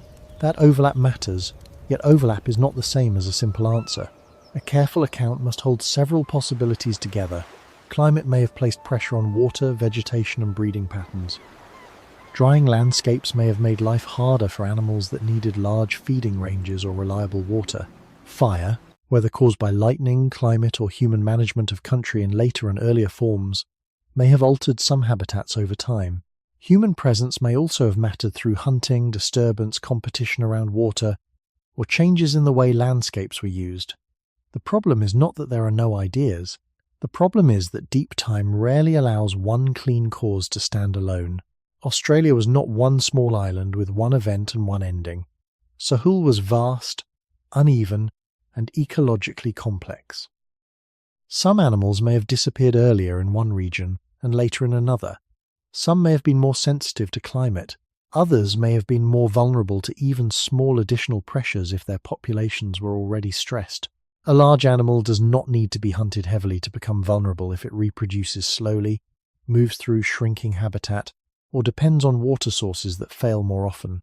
At the same time, it would be dishonest to remove humans from the picture entirely. People were present, learning the land, using fire, seeking food, and occupying places that other animals also needed. Human beings are part of ecology, not outside it. The first Australians did not enter a frozen scene. They entered a living system already changing, and their presence became one more force inside that system. This is where caution gives the story more strength, not less. A simple claim may sound powerful for a moment, but it can make the past smaller than it was. The extinction of megafauna was likely tied to relationships between climate, landscape, animals, and people, with the balance varying across time and place. That kind of explanation is slower, but it is closer to how natural history usually works. It also returns the listener to human origins. Our species has always lived by taking energy from the world, but also by changing the world while trying to survive inside it. A camp near water changes pressure around water. A fire changes vegetation in some conditions. A hunted animal changes the movement of a group. A dry season changes all of these again. None of these forces has to be imagined as deliberate destruction. Early people did not need modern industry to affect a fragile ecosystem, and a changing ecosystem did not need people to suffer stress. The deeper truth is that life in Sahul was made from interacting pressures. For the first Australians, the disappearance of large animals was not a scientific debate. It would have been experienced, if noticed across generations, as a changing world. Fewer signs of certain animals, altered paths, different dangers, different opportunities, and memories of creatures that later children may not have known directly. We cannot claim to know how they understood such changes. We can only see that they lived through a period when the living landscape was not stable. The animals that vanished remind us that survival is never only human survival. Every human beginning takes place inside a larger web of life. In ancient Australia, that web was under pressure from climate, water, fire, habitat, and human presence together. The first Australians endured within that web, not above it, while some of the great animals of Sahul slowly passed out of the world, leaving behind bones, questions, and a warning against simple answers in the deepest human past. Living beside animals that no longer exist changes the scale of the story. It reminds us that the first Australians were not only adapting to land, water, heat, and distance. They were also living inside a world of other bodies, other needs, and other histories. Each animal carried its own way of using the continent. Some fed on plants that depended on rainfall. Some needed open ground. Some may have moved toward water in dry periods, just as people did. Some left tracks, dung, bones, broken vegetation, or paths worn through repeated movement. To early humans learning Sahul, animals were not separate from geography. They were signs within it. Their presence could reveal moisture, danger, food, season, or change. Their absence could also become meaningful, though absence is much harder to preserve. A landscape with fewer large animals is not simply quieter. It is different in how plants grow, how seeds move, how water places are used, how fire behaves, and how smaller animals respond. The first Australians lived close to these relationships, even if we cannot recover how they named or understood them. What we can say carefully is that human survival unfolded in a living world that was already unstable over a long time. Climate moved slowly, seas shifted, vegetation changed, and some animals disappeared. This gives the story a deeper sadness. Not a sudden disaster, but a long thinning of forms of life that had once belonged to Sahul. In the origin of humans, there is always this difficult truth. People survive by learning the world, but the world they learn does not stay the same. A child might inherit knowledge of places where animals came to drink, only to grow old in a time when those signs had altered. A route may remain, while the creatures once seen along it become rare. A waterhole may still hold water, but the life around it may change. Such shifts would have affected practical knowledge. If certain animals became less common, people would have had to notice different signs, depend on different resources, and adjust routes, timing, or expectations. No one needs to imagine a dramatic final sighting to feel the weight of that change. Across generations, disappearance can be quiet. It can happen through fewer tracks, fewer encounters, fewer bones, and stories that become less connected to daily experience. This is why megafauna matter to the central question of how people survived 50,000 years ago. They show that survival did not happen in a fixed natural background. It happened in a continent whose living fabric was changing around human communities. The first Australians had to become responsive not only to landscape, but to ecological loss and transformation. They were part of the web, affected by it, and also capable of affecting it. That balance should make the story more humble. Humans were neither helpless shadows nor absolute masters. They were living bodies among other living bodies, trying to continue while weather, water, plants, animals and memory shifted together. Archaeology may preserve large bones and stone tools more easily than it preserves changes in attention. Yet attention may have been where adaptation truly lived. To notice that an animal no longer appeared where it once did, to change movement around a drying place, to remember older signs while learning new ones. These are forms of survival too quiet to become monuments. The vanished animals of Sahul, therefore, do not only tell us what was lost from nature, they help us understand what survival demanded from people. Patience with uncertainty, willingness to adjust, and a memory strong enough to keep guiding life, even as the living world around it slowly changed. In that sense, the animals that vanished are not a side story. They belong to the same beginning as water, fire, stone, and memory, because they show that the first human home in Australia was never still and never fully secure. From the northern edges of Sahul, the human story did not remain in one landscape. Over long stretches of time, people spread into many kinds of country, and each one asked the body and memory to learn differently. There were tropical woodlands and monsoon places where wet and dry seasons could reshape movement.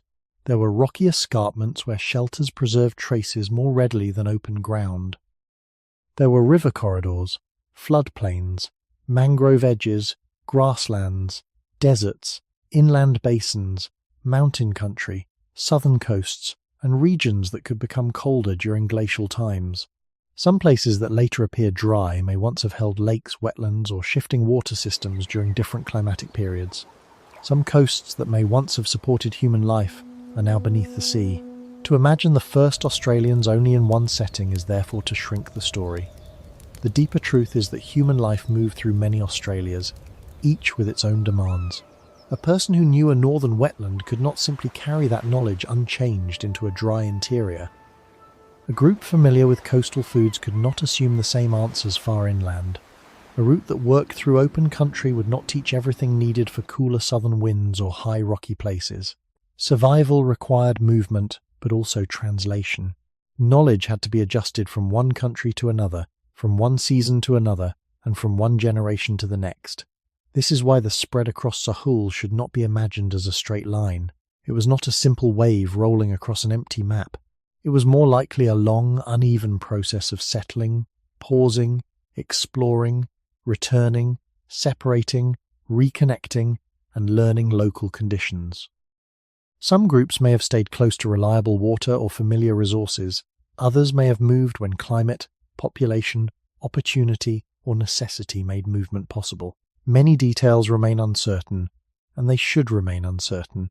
But the broad pattern is clear enough. Over deep time, people became established across an enormous range of environments.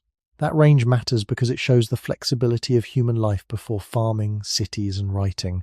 The first Australians and their descendants learned not one survival strategy, but many. In deserts, distance and water could dominate every choice. Near ancient lakes, resources may have followed cycles of filling and drying. Along coasts, tides, storms, reefs, estuaries, and marine life could shape daily movement. In forests, plants, animals, shade, and visibility would create different habits of attention. In colder southern regions, warmth, wind, and seasonal food could become more pressing. Each environment changed the meaning of the same human body. Feet, hands, eyes, sleep, thirst, hunger, and social care remained constant, but their importance shifted with place. This links the story back to human origins in a precise way. Homo sapiens became successful not by belonging perfectly to one environment, but by carrying a capacity for learned belonging into many environments. The body was general. The knowledge had to become local. A child born in one country learned that country first, but the deeper human inheritance was the ability to keep learning when the ground changed. Across Sahul, this meant that survival was built from many local agreements between people and land. A shelter mattered because of nearby water, stone, food, shade, and season. A path mattered because it connected places without spending too much strength. A lake mattered when it held water and became something else when it dried. A coast mattered until the sea moved over it. Each region carried its own pace, and each pace taught people another careful way of remaining alive there together.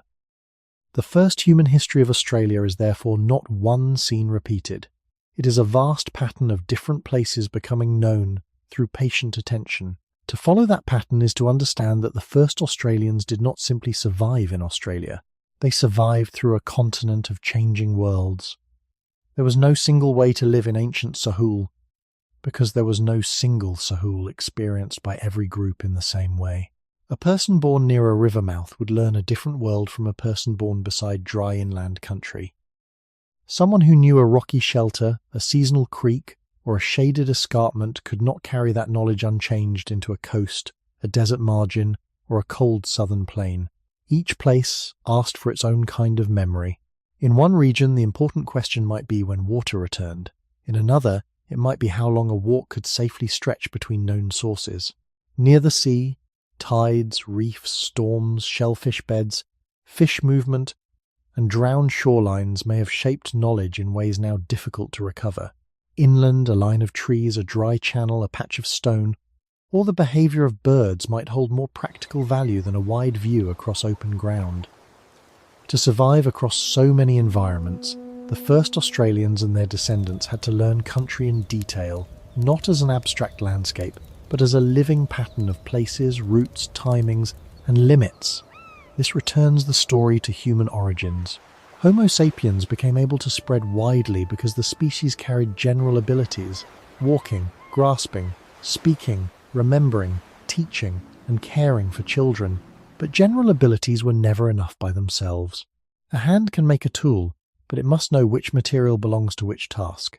A voice can teach, but it must teach something true about the local ground. A memory can guide movement, but it must be corrected when rainfall changes, when a path dries, when a coast shifts, or when an old shelter loses its value. In Sahul, being human meant turning a broad biological capacity into local knowledge again and again.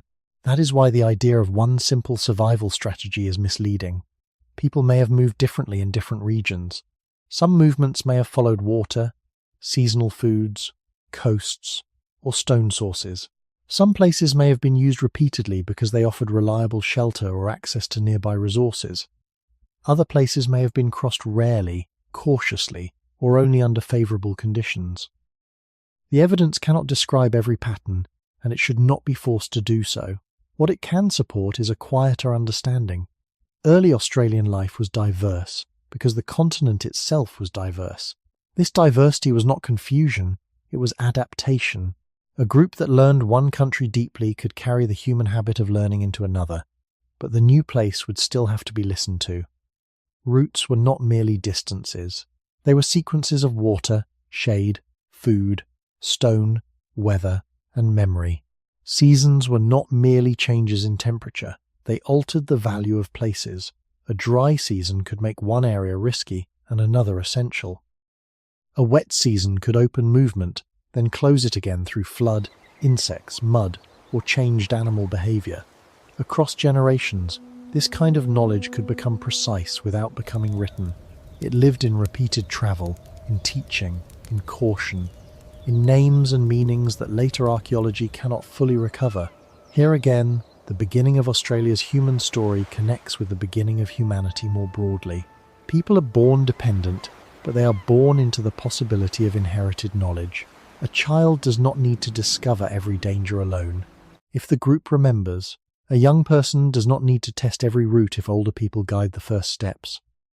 This is how many forms of life could emerge across one continent, not by abandoning the human body, but by placing that body within carefully learned geographies.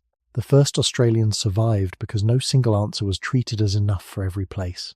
Country had to be known in its own terms, and human life had to bend around that knowledge without losing continuity. Across Sahul, human expansion should be imagined slowly, almost quietly, because it was carried by generations rather than by a single movement. A map can show arrows crossing land, but arrows are too clean for human life. Real movement happens through births, deaths, pauses, returns, separations, meetings, and children growing up in places their grandparents may have entered only with uncertainty. The first Australians did not need to cross the whole continent in one lifetime for Australia's human story to become vast. One group could learn a river system. Another generation could move farther along a coast. A later generation could follow inland water or stone sources. Others could remain, deepen local knowledge, or adjust when climate changed. Over time, many small movements could become a continental history without ever becoming a march. This matters because survival over 50,000 years was not only the survival of individuals, it was the survival of continuity. A person lives for a limited time. A group can remember longer if knowledge is taught and renewed. A route across dry country might begin as a risky path, then become familiar through repeated use. A shelter might become important because children were raised near it. A water source might become part of inherited knowledge because older people guided younger ones back to it in the right season. Such processes do not require large numbers to be meaningful. Early populations may have been small, scattered, and vulnerable in ways that are difficult to measure precisely. But even small communities can shape deep history if they endure long enough for knowledge to accumulate. The beginning of Australia's human past, therefore, belongs to population in its most human form. Not numbers alone, but relationships through time. Children had to survive, adults had to teach. Elders, where they lived long enough, could carry memories of drought, flood, old roots, useful stone, safe shelters, and changes in animal presence. This links Sahul back to the wider origin of our species. Homo sapiens became a historical animal because one generation could leave more than genes behind. It could leave habits, warnings, skills, and remembered places. In a changing continent, that inheritance may have mattered as much as any tool. A stone edge could cut for a moment, but the knowledge of where to find stone could outlast the tool. A fire could warm one night, but the practice of keeping fire, rebuilding it, and using it carefully could outlast many fires. A path could be walked once, but only memory could make it part of life. As people spread into deserts, coasts, wetlands, woodlands, and colder southern places, the pattern would have become more varied.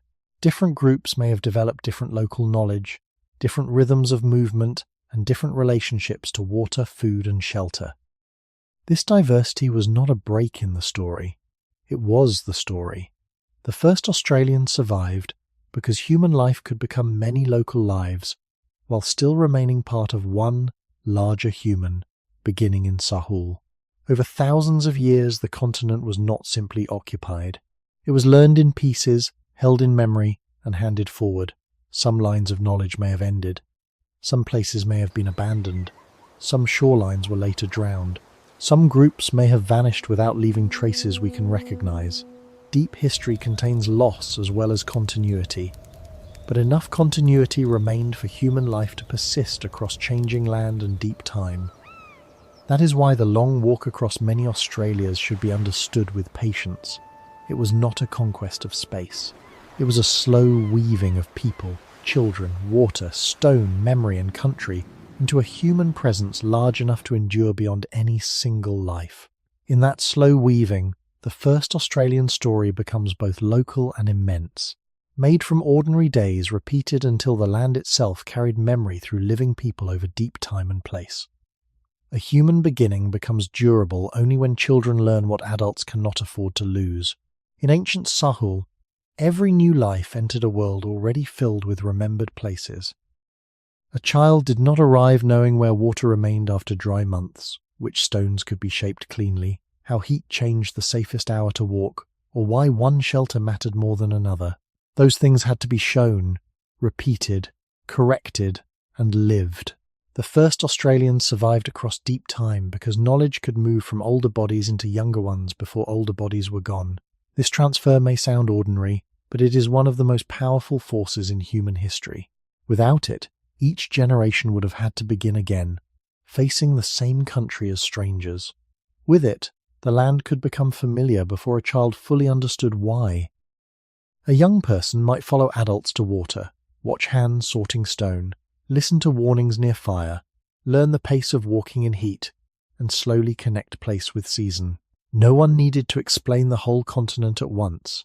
Learning could begin with the nearest shade, the nearest path, the nearest source of water, the nearest safe return. Over years, those small lessons became a living map. This brings the story back to the origin of our species. Homo sapiens is not born complete. A human child needs years of care, years of watching, years of protection from dangers that other animals may face more independently. That long dependence is costly, especially in a land where food, water, and safety require attention.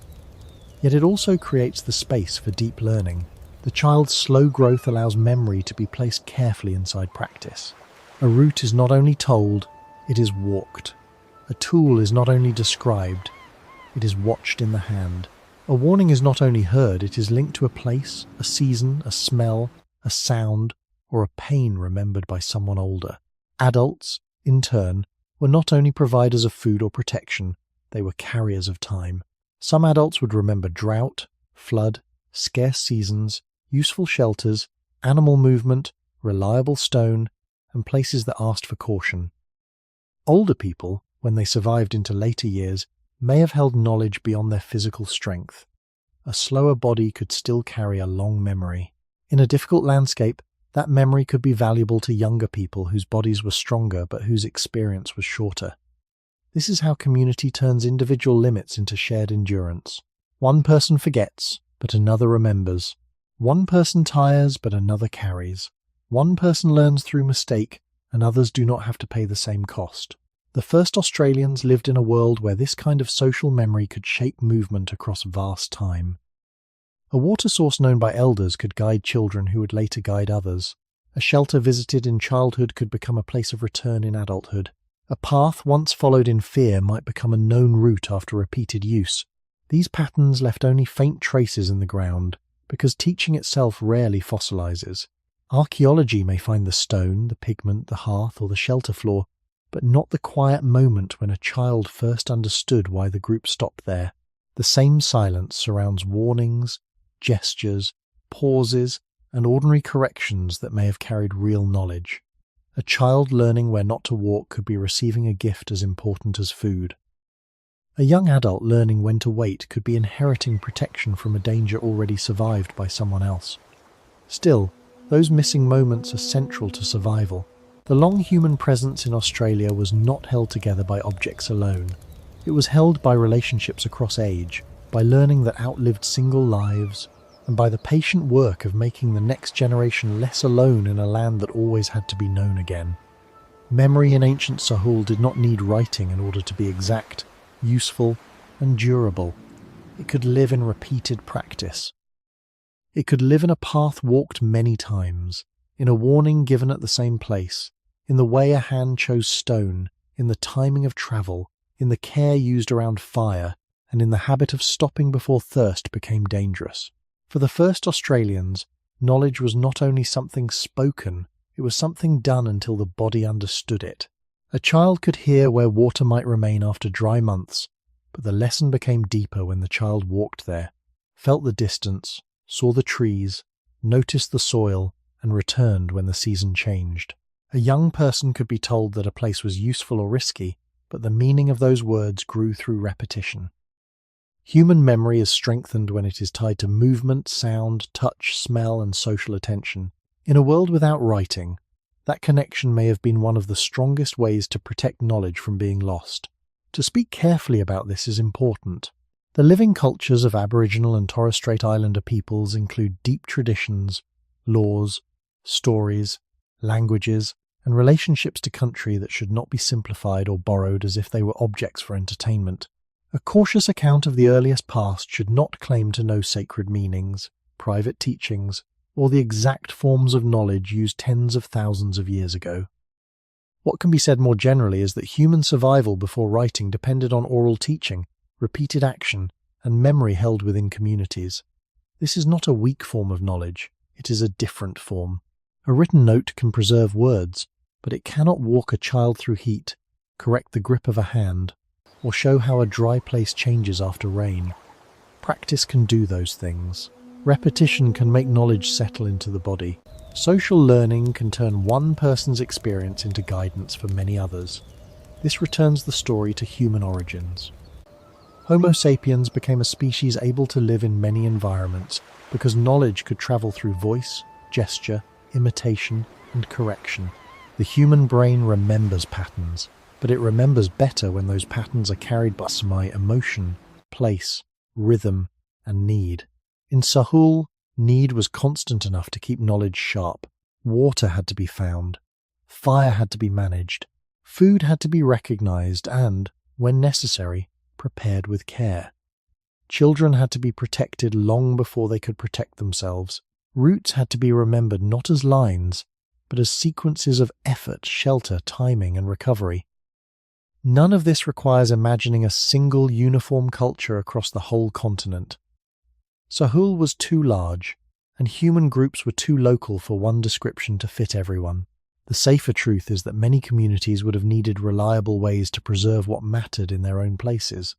Some knowledge may have been taught through direct instruction, some through watching, some through daily tasks repeated until they became ordinary, some through words, names, patterns of movement, and shared attention that left little trace in the ground. Archaeology can find the burned layer or the worked stone, but not the repeated voice that made the practice continue. It can find evidence of people returning to a shelter, but not the full memory that made return meaningful. The first Australians endured across deep time because knowledge was not allowed to remain trapped inside one life. It moved outward from adult to child, from place to path, from mistake to caution, from practice to habit. In that movement, memory became a shelter of its own, not built from wood or stone, but made from repetition strong enough to help human beings remain oriented in a changing world that could never be held still by memory alone. In deep time, memory was never guaranteed. A stone tool could fall into sediment and wait for thousands of years, but a warning could disappear in one generation if no one heard it, trusted it, or repeated it. A shelter might remain as a hollow in rock, but the knowledge of when to use it could vanish if the people who knew its seasons were gone. A water source might still exist in the land, yet become dangerous to those who no longer remembered the route, the timing, or the signs that led to it. For the first Australians, survival depended not only on discovering useful knowledge, but on keeping it alive. This is where the idea of loss becomes quiet and severe. Deep human history contains not only vanished animals, drowned coastlines, and broken tools. It also contains vanished instructions, vanished routes, vanished gestures, vanished names, and vanished forms of attention that left no durable mark. Evolution gave Homo sapiens a powerful capacity for learning, but it did not make knowledge permanent. Each generation had to receive enough from the one before it, then adapt that inheritance to the world it actually faced. If rainfall shifted, memory had to be corrected. If a coast moved under rising water, old knowledge had to be carried inland or replaced. If a food source became scarce, timing, movement, and expectation had to change. The human mind could preserve patterns, but it could also forget, confuse, lose, or fail to pass them on. This vulnerability belongs to the origin of humanity itself. People became a species of culture, yet culture is fragile because it lives in living beings. It can cross time only when bodies remain close enough for teaching. Children survive long enough to learn, and adults preserve knowledge without freezing it into something useless. In Sahul, that fragility met a vast, changing continent. A small group could hold precious knowledge, but sickness, hunger, separation, or accident might weaken the chain. A route known by a few could be lost. A technique could become rare. A memory tied to a drowned shore could lose its place in daily life.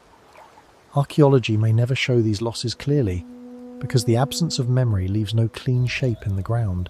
Yet loss of knowledge may have been as real as loss of bone. It may have changed where people could go, what risks they could take, and how safely children entered the next season. At the same time, the long presence of people in Australia shows that forgetting was not the whole story. Enough was preserved. Enough was renewed. Enough was reshaped when older knowledge no longer fit. That is the deeper strength of social memory. It does not remain alive by staying exactly the same. It remains alive by being carried into new conditions, tested, adjusted, and taught again. The first Australians endured because knowledge could survive the death of individuals, even though it always remained vulnerable to loss. This makes their story different from a simple tale of adaptation. It is also a story of continuity under pressure. Across thousands of years, people had to keep the essential threads from breaking: water knowledge, movement knowledge, food knowledge, fire knowledge, care for children, caution around danger, and respect for what the land had already taught. Some threads surely broke, others were tied again in new places. The human beginning in Australia was therefore not only an expansion across space, it was a struggle against forgetting. Before writing, before stored archives, before recorded dates, the future depended on whether living memory could cross the narrow bridge between one generation and the next. In that bridge, fragile and repeated, the first Australians carried more than survival. They carried the possibility that a human world could remain human after the people who first learned it were gone, and old guidance could still meet new ground carefully. Across the long Ice Age world, Sahul was never a still background. It changed slowly, sometimes beyond the scale of a single human life, but those slow changes shaped every practical choice. During colder periods, more water was held in ice far from Australia, and sea levels fell. Land that is now drowned opened into plains, shelves, river systems and coastlines farther out than today. Australia, New Guinea and Tasmania were connected within the larger landmass of Sahul, though water still separated it from island Southeast Asia. At the same time, many regions could become cooler, drier, windier, or more open than they had been in warmer periods. Rainfall patterns shifted. Lakes expanded or shrank. Vegetation moved with climate. Animals followed water, food and habitat where they could. For people living through such conditions, climate was not an abstract force. It was felt in distance to water, in the amount of shade, in the plants that returned or failed, in the animals that appeared or withdrew, and in the coastline that changed the edges of the known world. The first Australians did not need to understand climate in modern scientific terms for climate to shape their lives. Their bodies understood it first. Cold changed the value of fire and shelter. Dryness changed the value of remembered water. Lower seas changed routes and resources along the edge of the land. Stronger uncertainty made memory more important, because a place useful in one generation might not remain useful in the same way for another. This brings the story back to human origins. Homo sapiens became able to live through deep time because the species could combine bodily endurance with social learning. A single person can notice a dry year, but a community can remember patterns longer than one life. A young person can learn that a lake was once fuller, that a path once crossed easier ground, that a water source should be approached at a certain time, or that a coast no longer lies where older knowledge placed it. The exact teachings of the earliest people cannot be known, but the need for such teaching follows directly from a changing land. When seas were lower, the continent was larger. Distances between inland places and coasts were different. Resources now hidden beneath shallow seas may have been part of living geography. When seas later rose, people would have faced the loss of low country, not in a single instant everywhere, but through long processes of encroaching water. Earlier, during colder and drier times, other pressures mattered. Water could be less reliable, vegetation could shift, and open ground could demand careful movement. Survival across such conditions was not one skill. It was many forms of adjustment layered through generations. A group might remain near a reliable source in a hard period. It might move when a route opened, or avoid movement when the cost was too high. It might return to old places with caution because climate had altered their usefulness. The test was not only whether people could endure hardship, but whether knowledge could remain useful as the world altered around it. A remembered place had to be checked against present signs. An inherited route had to meet the condition of the season. Older guidance had to remain alive enough to change. None of this needs to be turned into a dramatic collapse or a simple triumph. The greater truth is quieter. The first Australians lived in a continent where time itself changed the terms of life. The land under their feet was part of a planetary system of ice, sea, wind, rain, and heat. Human life continued there because memory, care, restraint, and adaptation met those forces again and again. In that long pressure, Ice Age Sahul was not merely a place people survived. It was a changing world that required survival to be renewed with every season, every route, every child, and every remembered return. The pressure of the Ice Age was not like a single storm that arrived, passed, and left the world unchanged. It was slower than that, and because it was slower, it could become part of ordinary life. A child might be born into a dry period and think of it as normal. An older person might remember wetter ground, easier movement, fuller water, or animals seen more often in earlier years. Across generations, what changed slowly could still become decisive. The first Australians did not need to face one final catastrophe for climate to matter. They lived with pressures that could tighten or ease through time. A shrinking lake, a longer walk between water, a cooler season, a coastline farther away, a plant community shifting beyond old expectations. These changes did not always announce themselves as danger. Sometimes they appeared as small adjustments repeated until the old pattern no longer worked. In a world like that, survival depended on flexibility without panic. People had to notice when inherited knowledge still served them and when it needed correction. A remembered route might remain useful, but only if water still lay along it. A shelter might remain safe, but only if nearby resources still made return worthwhile. A familiar animal track might become rare, and the absence itself could become information. This is where deep time tests human life in a way that written history often hides.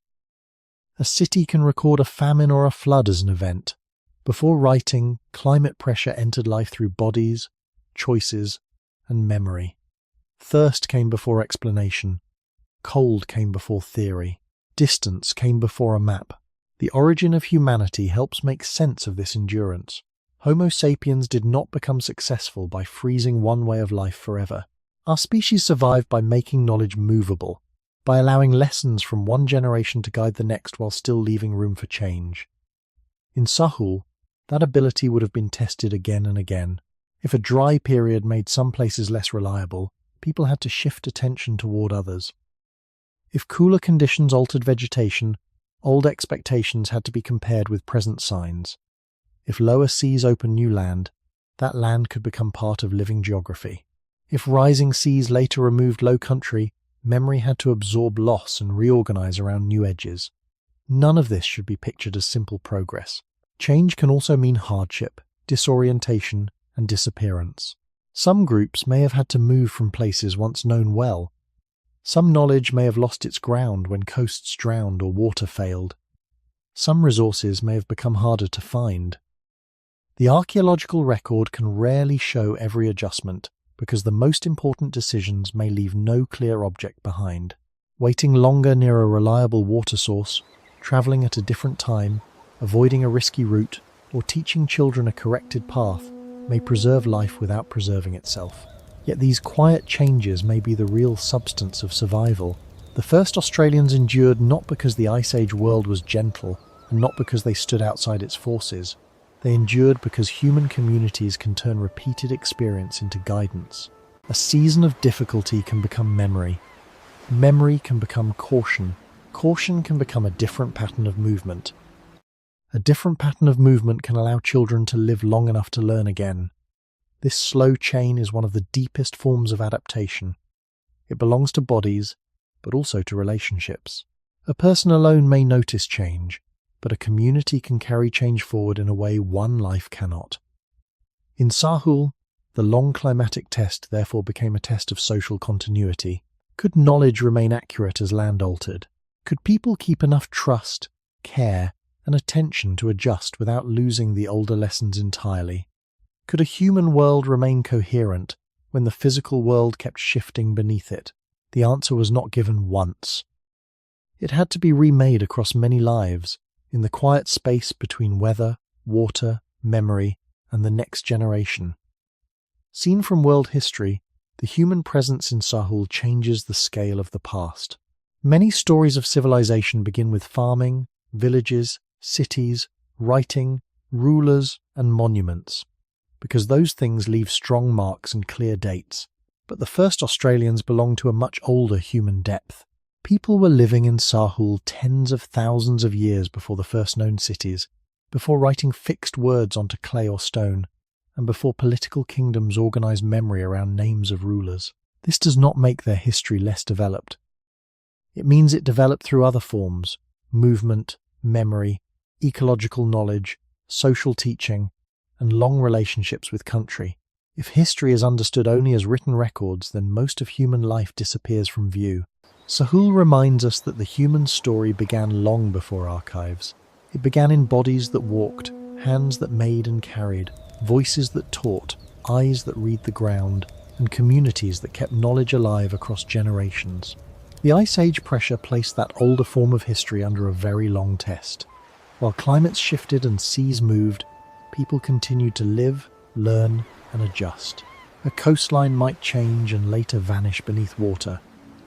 A lake might shrink. A dry period might make movement more cautious. A cooler phase might increase the value of fire, shelter, and careful timing. These conditions were not written into chronicles, yet they shaped lives as deeply as any later empire. The difference is preservation. A city wall can stand as a visible sign of power. A written tablet can carry a name across time. But a remembered water route, a practiced way of moving through heat, or a teaching about when to wait may vanish unless it is renewed in living people. For the first Australians, that renewal was the archive. It was not built from stone blocks or stored in libraries. It was carried through breath, gesture, repetition, care, and attention to place. This returns the story to human origins in its broadest sense. Homo sapiens became a historical species before formal history existed. People created continuity without writing.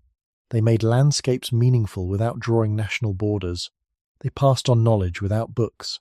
In Sahul, this capacity reached extraordinary depth because it had to survive through climate shifts, changing coasts, diverse environments, and the fragile chain of generations.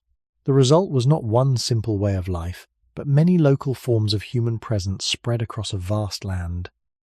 Each form was tied to water, food, season, shelter, movement, and memory.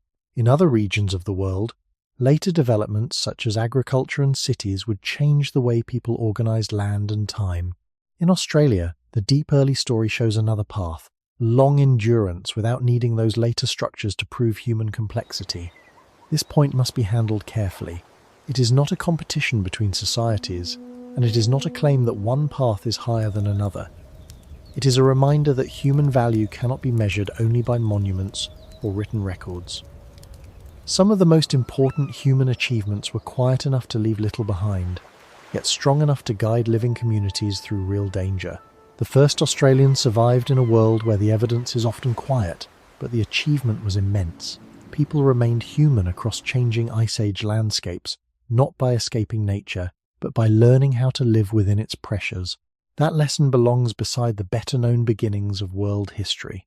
Before many of the places now called ancient had become ancient, Sahul already held generations of people whose lives were shaped by water, stone, fire, animals, children, elders, and memory.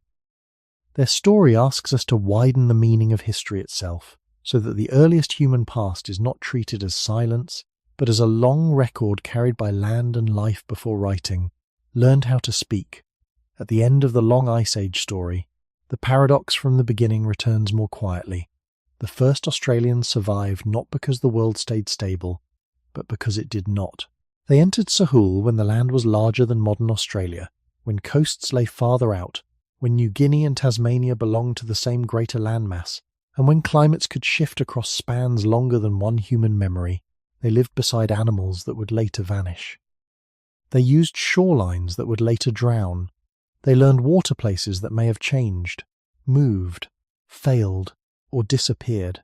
They carried knowledge through generations even though knowledge itself was fragile. This is what makes their survival so difficult to understand in simple terms. It was not one victory over one danger. It was continuity through many changing worlds, some of which are now gone so completely that only fragments remain.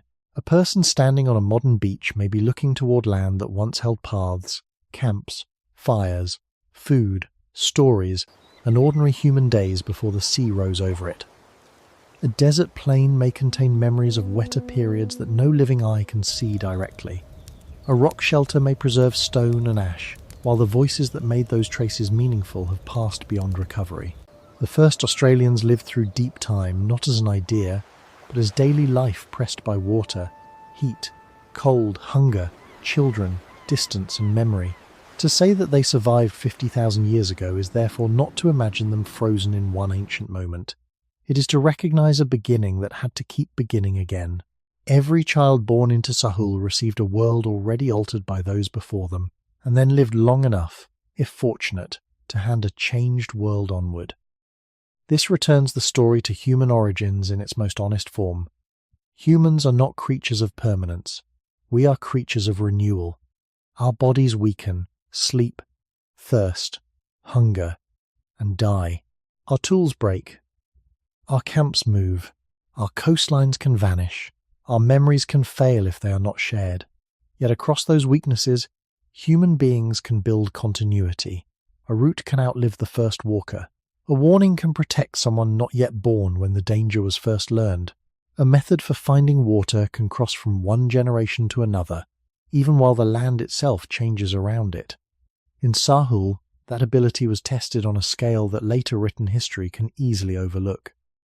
Before cities rose elsewhere, before rulers carved names into stone, before maps made borders seem permanent, people in Australia had already faced the older question of how to remain alive when the world will not hold still. The answer was not a single invention. It was not only fire, not only stone, not only endurance, not only courage. It was the relationship among all of them, joined by social memory. Fire mattered because people knew how to keep and use it. Stone mattered because hands knew how to choose and shape it. Water mattered because memory knew where to return. Children mattered because without them knowledge had no future. Elders mattered because without memory strength could become blind. The land mattered because every human choice was made inside its limits. And time mattered because survival had to continue after the first answer stopped being enough. The tragedy is that much of this long intelligence is invisible now. The achievement is that enough of it endured for human life in Australia to become one of the deepest continuing presences in world history. What vanished was immense. Animals, shorelines, paths, voices, meanings, and countless ordinary days. What remained was also immense. The evidence of people who learned, adjusted, remembered, and stayed. The paradox is still unresolved, because endurance always carries loss inside it. To survive across deep time means that something continues, but it also means that something else is left behind, underwater, under sand, inside silence, or inside memories no longer reachable. The value of this ancient story is not only that people survived, it is that their survival teaches a quieter way to think about human history. The first Australians remind us that the deepest achievements of our species were not always the loudest ones. Long before written laws, armies, palaces, roads, and recorded rulers, human beings were already solving difficult problems with patience, observation, and care. They learned water without printed maps. They carried knowledge without books. They protected children without hospitals, stored archives or machines. They endured across landscapes that could be generous in one season and unforgiving in another. To listen to that past carefully is to see that civilization, in the narrow sense, is not the beginning of intelligence. Intelligence was already present in the ability to notice, remember, adjust, and teach. This lesson matters because modern people often confuse visibility with importance. A wall of stone appears more historical than a remembered path, because the wall remains where eyes can see it. A written text appears more authoritative than a lesson carried through practice, because the words can be displayed and translated. Yet, much of the human story was held in forms that time does not easily preserve. A warning spoken to a child, a route followed after rain, a method for caring for fire, a decision to rest before heat became dangerous. These things may leave almost no trace, but they can carry life forward. The first Australians also teach humility before evidence. The past that old cannot be made complete by imagination. It asks us to say what is known, to admit what is uncertain, and to avoid turning fragments into false certainty. A stone tool is evidence of human action, but not a full biography. A hearth is evidence of fire, but not a complete memory of the night around it. Ochre can reveal contact with colour, but not every meaning colour held. A drowned coast can suggest lost landscapes, but not every life once lived there. Respecting evidence does not weaken the story. It protects it. It allows the listener to feel the depth of human time without being led into claims that cannot be supported. This is especially important when speaking about the first peoples of Australia, whose living descendants continue to hold identities, cultures, responsibilities, and knowledge that should not be treated as a mystery to be consumed. The ancient past is not empty material for invention. It is connected to real people, real histories, and real lands. Another value lies in the idea of adaptation. Adaptation does not mean that people conquered everything before them. It means they remained responsive. They changed movement when water changed. They corrected memory when old routes no longer fit. They used social life to soften the limits of the body. They allowed knowledge to cross from older generations into younger ones, knowing that every generation must test inheritance against the world it actually meets. This is a lesson modern listeners can hold without turning it into simple advice. Human life has always depended on attention. We are not strongest when we pretend to be free from limits. We are strongest when we understand limits well enough to live within them wisely. In the long Australian beginning, survival was not only endurance. It was a form of relationship between body and land, memory and change, child and elder, evidence and silence. That relationship gives the story its moral weight. It asks for respect toward those who lived before records, toward the land that shaped them, and toward the fragile chain by which knowledge keeps moving after one life ends. It also reminds us that deep time should slow the voice, not sharpen it into spectacle. When evidence is scarce, care becomes a form of truth. When much has vanished, humility becomes a way of listening. The first Australians do not need exaggeration to be meaningful. Their long presence already asks something larger from us, to recognize human dignity in quiet endurance, in shared memory, and in the patient work of staying alive without leaving a written monument behind. Perhaps the most honest ending is not an answer, but a return to the edge of the known. The first Australians survived in Sahul across a depth of time that can be named, dated in broad terms and studied through evidence, yet never fully entered by modern imagination. We can speak of lower seas, wider land, stone tools, hearths, ochre, shelters, water, animals, climate, and generations. We can speak of the human body, thirsty, tired, observant, social, and dependent on care. We can speak of memory, because without memory no path remains useful, no warning reaches a child, and no discovery survives the person who first made it. But after all of that, the oldest human life in Australia still keeps a silence around itself. That silence should not be filled with false certainty. It should be respected as part of the truth. The people who entered Sahul were not symbols. They were human beings living in real weather, real hunger, real darkness, real warmth, real fatigue, and real relationships. Their long endurance was not an abstract triumph over nature. It was a daily negotiation with country, a patient response to water, season, distance, loss, and change.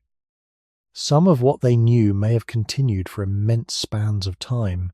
Some of it may have vanished when shorelines drowned, animals disappeared, groups moved, people died, or younger generations had to learn a different world. This is the quiet cost hidden inside survival. To continue is not to keep everything. To endure is also to leave things behind. In the Australian beginning, what was left behind may have included places now under the sea, routes no one can walk, voices no one can hear, and meanings that cannot be reconstructed from stone alone. Yet the fact that so much is lost does not make the story empty. It makes the surviving traces more precious. A small stone flake, a darkened layer of ash, a piece of coloured mineral, a shelter floor, a pattern in the land. These do not give us the whole life, but they tell us that life was there. They show that people entered a continent, learned it slowly, adjusted to its limits, and carried human continuity across worlds that kept changing. The deeper lesson is one of humility. Human history is not only the record of what people built high enough to remain visible, it is also the memory of what people understood well enough to live. A society does not need writing to have knowledge.